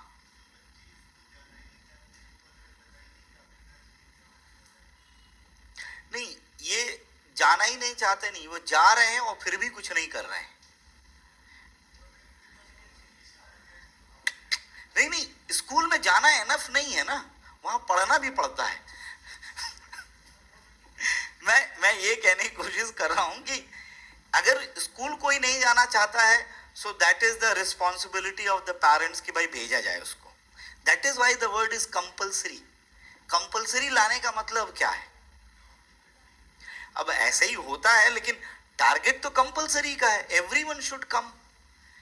may be kid may not be aware, but once you are into the studies, once you are into the school, and within time 5, 7, 8, 10 years, your character will be out, your motivation, aspiration will be out. So ये chance नहीं कि जो नहीं जाना चाहे, जाना सबको है. वो डिफरेंशिएट करता है कि सबको हम बराबर का सिस्टम दे दें तब भी सब बराबर नहीं हो सकते. सबको हम बराबर का भी सिस्टम दे दें तो सब बराबर हो नहीं सकते हैं बेसिकली. तो उसका ऑप्शन क्या है? स्टेट का रोल सबको बराबर का सिस्टम देना है, और उस सिस्टम के देने के बाद जो बराबर नहीं है उसको छोड़ देना है कि भाई अब तुम्हारे लिए I can't stop the person who is running fast. उसकी रफ्तार हम कम नहीं कर सकते हैं कि आप तेज दौड़ लो, because if then this is an injustice to that person.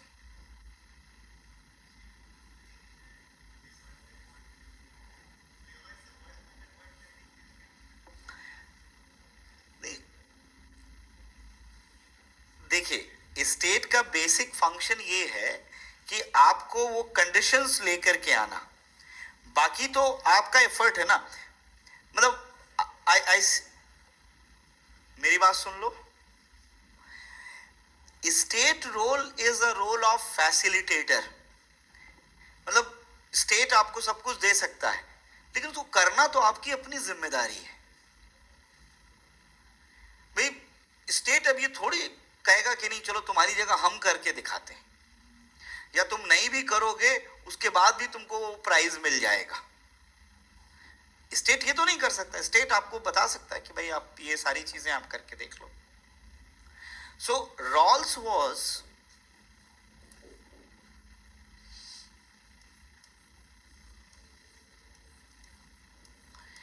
John Rawls was basically creating a system which consider need plus merit. John Locke was creating a system that must have features of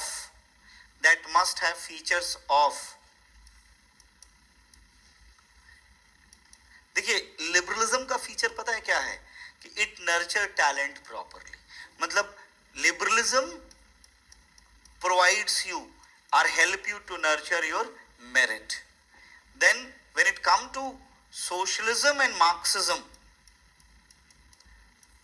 they basically provide people with the need. It try to create both. That is what Rawls is trying to do. I guess simple and easy. अभी और detail में आएंगे Rawls principles क्या हैं. अब Rawls की methodology सबसे unique है. The methodology he has adopted. तो अगर आपसे ये पूछा जाए कि ये मेरिट और नीड बेस्ड मॉडल बनाया जाना चाहिए, कहता है ठीक है, समझाओगे कैसे लोगों को, कौन मानेगा, ये बात आपको, तो उसको वो एक्सपेरिमेंट करके दिखाता है, बोलता है ये हो जाएगा। कैसे हो जाएगा? Let's understand. We all belong to, please think deep, we all belong to various strata of society. Various strata means our classes in economic terms. We all are different in terms of our talents and merits along with our skill and training. हम लोग बिल्कुल अलग अलग हैं एक दूसरे से. Now a representative of us will be appointed, and our representative is not aware of what we are. Okay, let's see. मैं 4 एंगल इसके डिवाइड कर रहा हूं. Angle number 1, representative is not aware whether we are rich or poor or middle class. Not aware whether you are literate or illiterate. Not aware whether you are skilled or unskilled. अब हमारे representatives are there to discuss. Now imagine we are अब वो representative हम खुद हैं. We are representing such people, and we do not know to whom we are representing. That person is rich or poor, that person is literate or illiterate, the person is having a skill or that person is not having a skill.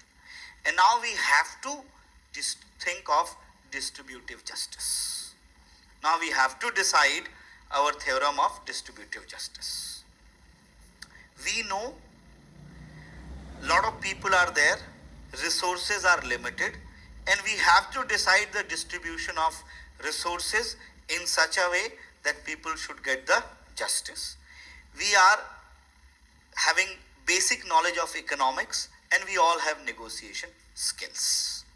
वो कहता है कि this condition is a original position. Technical word है original position.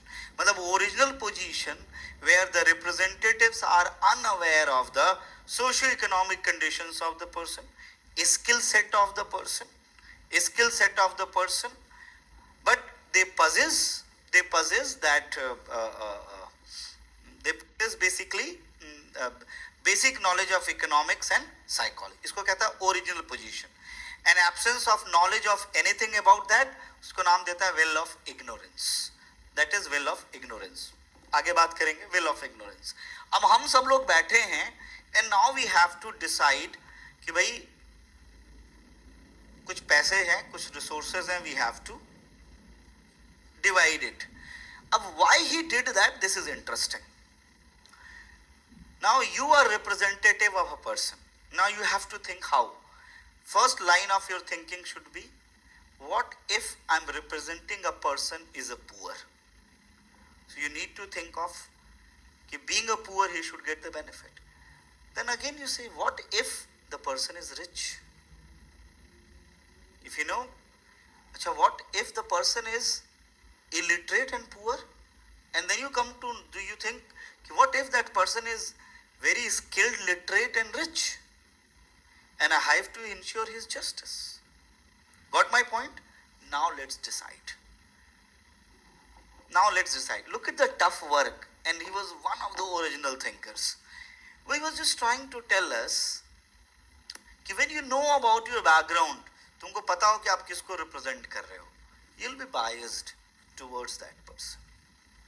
But the moment you are completely unaware, so you are going to think, or you are going to come up with a model which is benefiting, even if you're, आप कोई भी ऐसा negotiation करके आओगे कि which is going to benefit even if your client is poor, even if your client is rich, even if your client is literate, and if even your client is skilled. That is what the task. And in these conditions, you have to decide, what are those principles of justice. 100 रुपए अगर दूं, कैसे बांटोगे आप लोग? Proportion में बांट दोगे। तो उनका क्या होगा? जो जिनके पास टैलेंट ही नहीं है उनको तो मिल गया ज्यादा।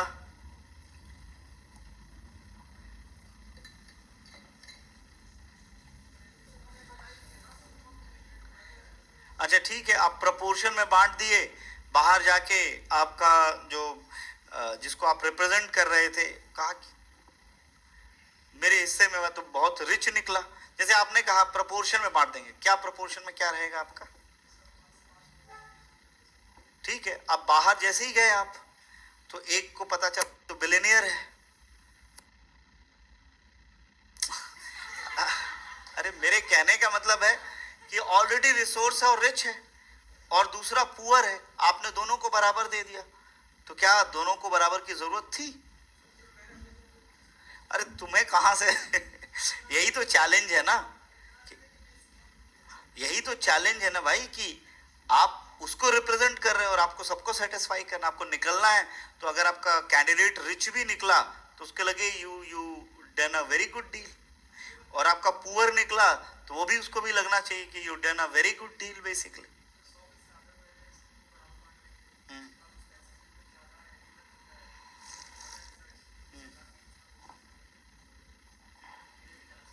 सो अगर जैसे हम बात ही कर रहे हैं कि 50 में हम सबको दे देंगे, बराबर दे, जैसे हमने सबको बराबर दे दिया, तो वो लोग टेक्निकली जो बहुत एफर्ट करने वाले हैं बेसिकली, वो अगर इस चीज का विरोध करें कि भाई क्यों 50, हमको क्या बेनिफिट हो रहा है इससे?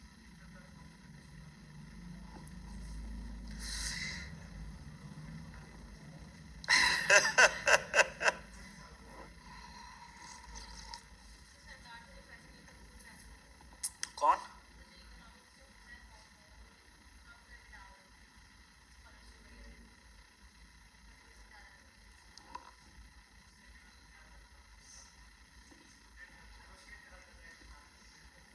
अच्छा, अगर आप उसको पूछ लोगे तो दूसरा वाला कहेगा कि मेरे को तो ब्रेड की जरूरत नहीं है, वहीं हम कभी कन्विंस नहीं हो पाएंगे और कंसेंसस नहीं बना पाएंगे। दिक्कत तो आपको आपको एक एक एक प्रिंसिपल पे बनाना है, आप सबको राजी होना पड़ेगा उसके लिए।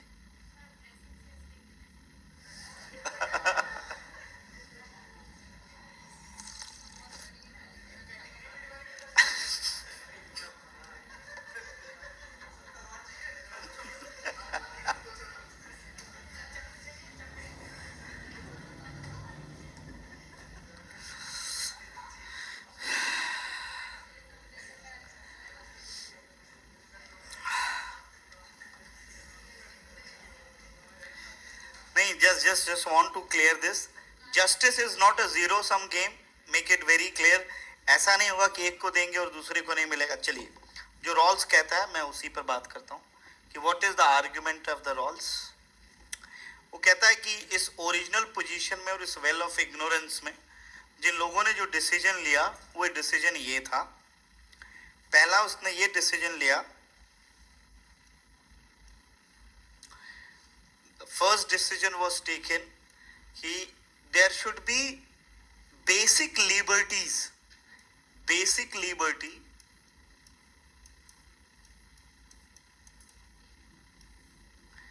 and it has to be given to all, it has to be given to all। अभी basic liberty का मतलब क्या है? जैसे कि right to speech, work, education, ये लोगों के बीच किसी तरह का डिस्क्रिमिनेशन नहीं करना चाहिए।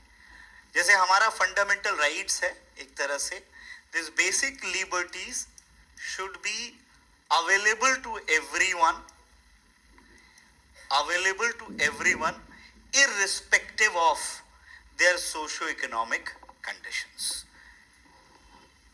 Now, his second argument is the word is fair.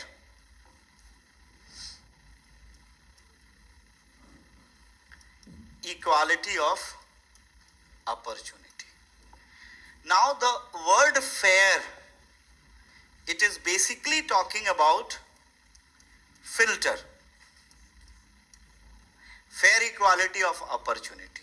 It means that the person who is talented, a person who is talented but socio-economically backward, and the person who is not talented but socio-economically rich. The system should be in such a way that it provide equal opportunity to both, and if they are talented they'll be getting into that. मतलब ऐसा नहीं होना चाहिए, जैसे मान लिया जाए कोई कॉलेज है, कॉलेज ये कह रहा है इसकी फीस जो है 1 साल की 1 करोड़ है फॉर एग्जाम्पल. सो ये टैलेंटेड नहीं है लेकिन ये रिच है, ये चला जाएगा कॉलेज में. अब ये टैलेंटेड है लेकिन बैकवर्ड है, वो ना नहीं जा पाएगा. तो वो कह रहा है कि नहीं, इस पे फिल्टर लगा होना चाहिए टैलेंट का, क्योंकि इक्वल अपॉर्चुनिटी सबको मिलनी चाहिए. सो अगर फिल्टर टैलेंट का लगा होगा, so the person who is talent without socio-economic opportunity, they'll go. Now if the people with the talent and they are socio-economic rich also, they will also get in. And the people who are not talented and they belong to the socio-economic background, they'll be also out. तो इससे बाहर कौन कौन हो गया? जो talented नहीं है लेकिन rich है, जो talented है लेकिन rich नहीं है. जो आपका जनरल वेलफेयर है वो इन दोनों को इन कर लेता है, जो टैलेंटेड है और जो टैलेंटेड नहीं है दोनों को इन कर लेता है. तो आप बहुत सारा पैसा जो टैलेंटेड नहीं है उस पर वेस्ट करते हो, और उसकी वजह से नुकसान यहां वाले को हो जाता है. और दूसरा, ये सिस्टम जो लिबरल वाला सिस्टम आ जाओ, ये वेलफेयर सिस्टम हो गया.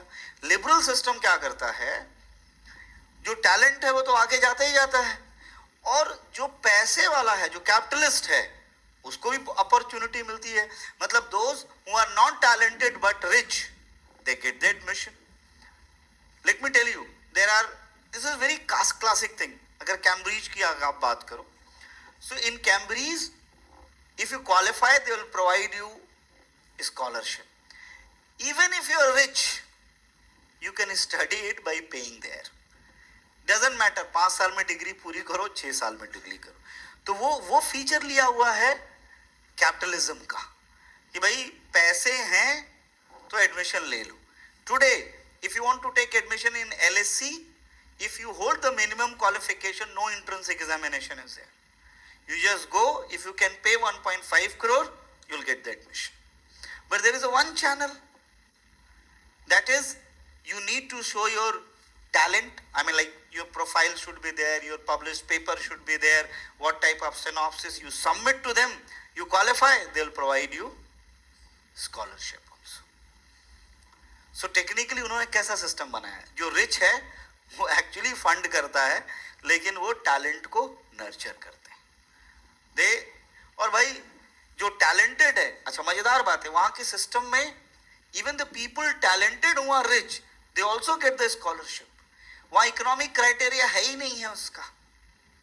इंडिया में इकोनॉमिक क्राइटेरिया है, कैम्ब्रिज में कोई इकोनॉमिक क्राइटेरिया नहीं. The only thing, you need to qualify for scholarship. If your research paper, if your profile is so good, then they are 100% going to provide you scholarship. Doesn't matter at all whether you are rich or you are poor. So this is what he was talking about, fair equality of opportunity. Fair equality of opportunity. So in here, those who are talented, they all will be in. It is providing equality of opportunity to everyone. अब अगली condition, तो इसमें तो ये तो नहीं आएगा ना. In our society, nobody can raise this question कि I am behind because of my socio-economic system. Because you are behind because of you. It is not because of your socio-economic system. That is providing you the opportunity. अब अगला सवाल, तीसरा model उसका, उनका क्या करें जो टैलेंटेड नहीं है. ये टैलेंटेड वर्ड बहुत प्रिसाइज नहीं है, सिर्फ आपको समझाने के लिए मैं इस्तेमाल कर रहा हूं. जो टैलेंटेड नहीं है but they belong to the socio economic background as well as those who are rich and they are not talented, उनका क्या किया जाए? Now this is very interesting. He suggests that state will support not them. State will support the most talented. I mean those who are in the talent pool. Those who are talent pool. And those talented pool will agree to provide certain set of benefits to the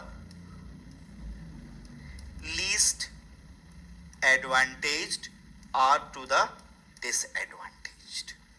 Now point is that, ध्यान सुनेंगे मेरी बात, अभी क्या होता है, state provides you nothing but charge.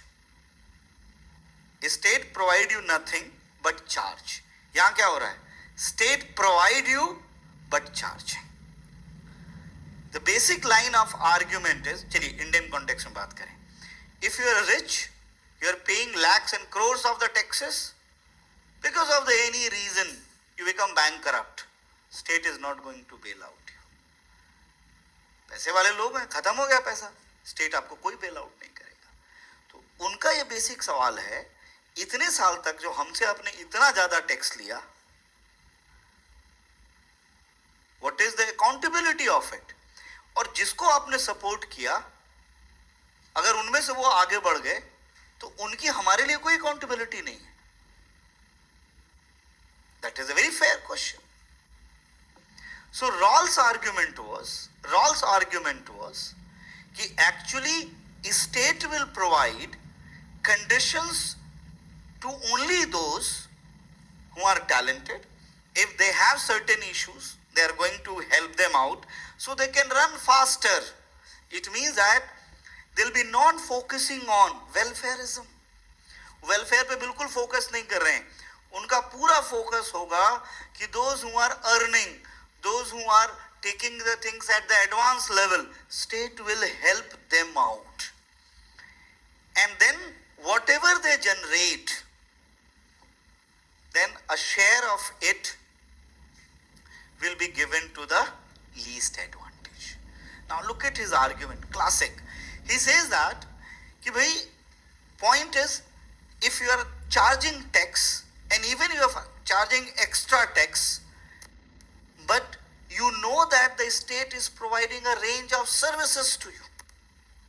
The state is providing range of services to you, and that is why you are able to deliver much more what you may not have delivered all alone.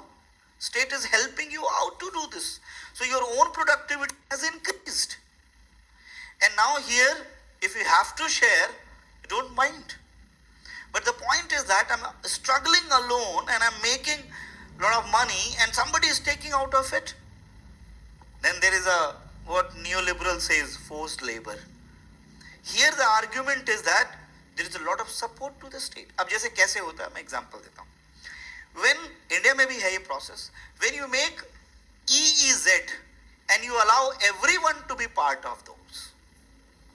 अगर आपने economic zone बना दिया और कह दिया कि आपकी factory यहाँ होगी, आपको टैक्स नहीं देना है, लेकिन हो क्या रहा है कि यहाँ उन्हीं की फैक्ट्री होगी जिनका इन्वेस्टमेंट 20 लाख तक हो, 30 लाख तक हो. लेकिन if you allow all the people to invest and they need not to pay much taxes over there, and what if you provide certain basic land or other facility to them and you need not to pay taxes to them? So that is the state is helping them out to grow. And now state is charging them. So because they get a lot of facility, their pace and productivity is very high. So they'll happily going to pay it by fine, le lo. Because you know that I'm never going to come back. Because the state and the entire thing is designed in such a way that I'm running. Now, what about the least advantage? Whatever the least advantage issues and challenges was there, least advantage always believe that I'm out of the race because my socio-economic conditions was there. So fair equality of opportunity. You cannot deny that you never get the opportunity. School, college, everything was there. Now the second ठीक है, emotional dialogue. मैं थोड़ा कमजोर हूँ तो क्या मुझे छोड़ दिया जाएगा? I'm also part of the society. Should I don't deserve as a human being to live? So answer is no. They are there. Allow them to lead, and they provide you the help. Okay, let's see.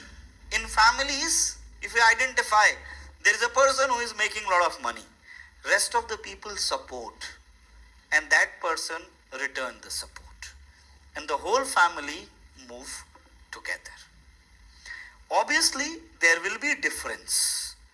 Those who are earning, they will be ahead. Those who are not earning, they are not dying. They are also being part of the same family and leading. Rawls ये कहता है कि this will also destroy the conflict and enmity because this is there. हमने सबसे पहली ही बात की थी कि if there is a sense of injustice, it always create conflict. Now, whom is going to get that sense of injustice for the conflict? Is it the rich? जो आज शिकायत करते हैं सरकार टैक्स लेती है, कुछ करती नहीं है हमारे लिए. उनके पास भी कहने के लिए नहीं, ऐसा बिल्कुल नहीं. Your taxes are whatever the money you pay, it is returned to you in form of the finest facility. अभी 50 किलोमीटर आप 10 मिनट में पहुंच जा रहे हैं. You can reach your. ये तभी पॉसिबल है ना जब उस पैसे का इस्तेमाल आप इस तरह से टेक्नोलॉजी के लिए कर रहे हैं. हो सकता है कि that air taxi cannot be utilized by a poor people, but definitely it will be utilized by rich people. But don't make it costly, make it with a lesser price. The person has already paid. आपको मैं एक account देता हूँ. In Europe, flights moving from one country to another country hardly cost 5,000 rupees. Hardly cost. If you are flying from Italy to Amsterdam, or you are flying from Germany to Belgium or Germany to Paris, मतलब Germany Belgium 3,000 की flight है, 5,000 की flight है. In India अभी त्रिवेंद्रम जाके देखो. I'm just trying to tell, and then people are frequently using. Obviously, रोज आने जाने का काम बिजनेसमैन का ही होगा. आम लोग भी जा सकते हैं लेकिन रोज नहीं जाएंगे, वो कहीं जाना होगा तो जाएंगे. But those who are into the business, they'll be completely into the business. They feel that, wow, we have such a nice facility, we easily get it taken into, the price is so low, so I'm not finding any difficulty to extend my business in any corner basically. That is why very good facility with a relative less price is supporting the business class, are those who are contributing. Those who are contributing. Now come, जो talented थे, socio-economically backward थे, वो भी नहीं कह सकते, because they get the space to realize their talent. अब आगे least advantage, उनको ये पता है, they know this. मतलब अभी कोई ये कहेगा मैं पढ़ना चाहता था, पढ़ नहीं पाया, उसमें कहेगा कि पढ़ना चाहते थे तो अभी भी पढ़ लो. Technically they'll say this, everything is there. You can't deny I do not have school, I do not have transportation system, I do not have basic amenities to eat. There's nothing you do not have. Still you are not studying, then it is your problem. That is not the problem of the system. But still we are holding your hand. Still we are holding your hand. Certain benefits will be provided to them. Now imagine this. You come to know that I'm a part of a team. I'm not a good racer. Allow the other one to race. So they'll bring trophy for my own team. So being 12th man is not wrong at all, because still you are a part of team. भाई आप भी कहोगे, ऐसा थोड़ी 12th man कहेगा कि मैं team का पार्ट नहीं था. आप भी कहोगे मैं भी वर्ल्ड कप जीत के लाया हूं भाई, I am also part of the team. चाहे आप बेंच पे बैठे हो या नहीं भी खेले हो तो क्या हो गया, because you have chosen those who can bring World Cup for you, and you are also benefited of it. So Rawls says in this model everyone is going to get benefit of it. अब ये जो B वाला है, जो मैंने कहा कि least advantage, इसको वो नाम देता है difference principle. Technically fair equality of opportunity. तो उसके दो प्रिंसिपल हैं. Principle number 1, this is this. Principle number 2, it has 2 clauses. Clause B is fair equality of opportunity, and this is known as difference principle. That difference principle is that state, उसकी language इस तरह से होगी, state will discriminate disadvantage if disadvantaged is going to get the maximum benefit out of it. अब discrimination कैसे हो रहा है कि state is not helping them, but the state is helping those who are rich and talent. This is a discrimination against them. But there is a justification. That is justification. Justification is that they are getting fruit out of it. चलिए, any doubt, anything regarding this? चलिए, I'll continue tomorrow. आप लोग एक बार देख के आएंगे, notebook में इसको पढ़ के आएंगे. किसी को कोई क्वेश्चन रेज करना, कल systematically I'll finish it, and then we'll switch to new topic. Thank you.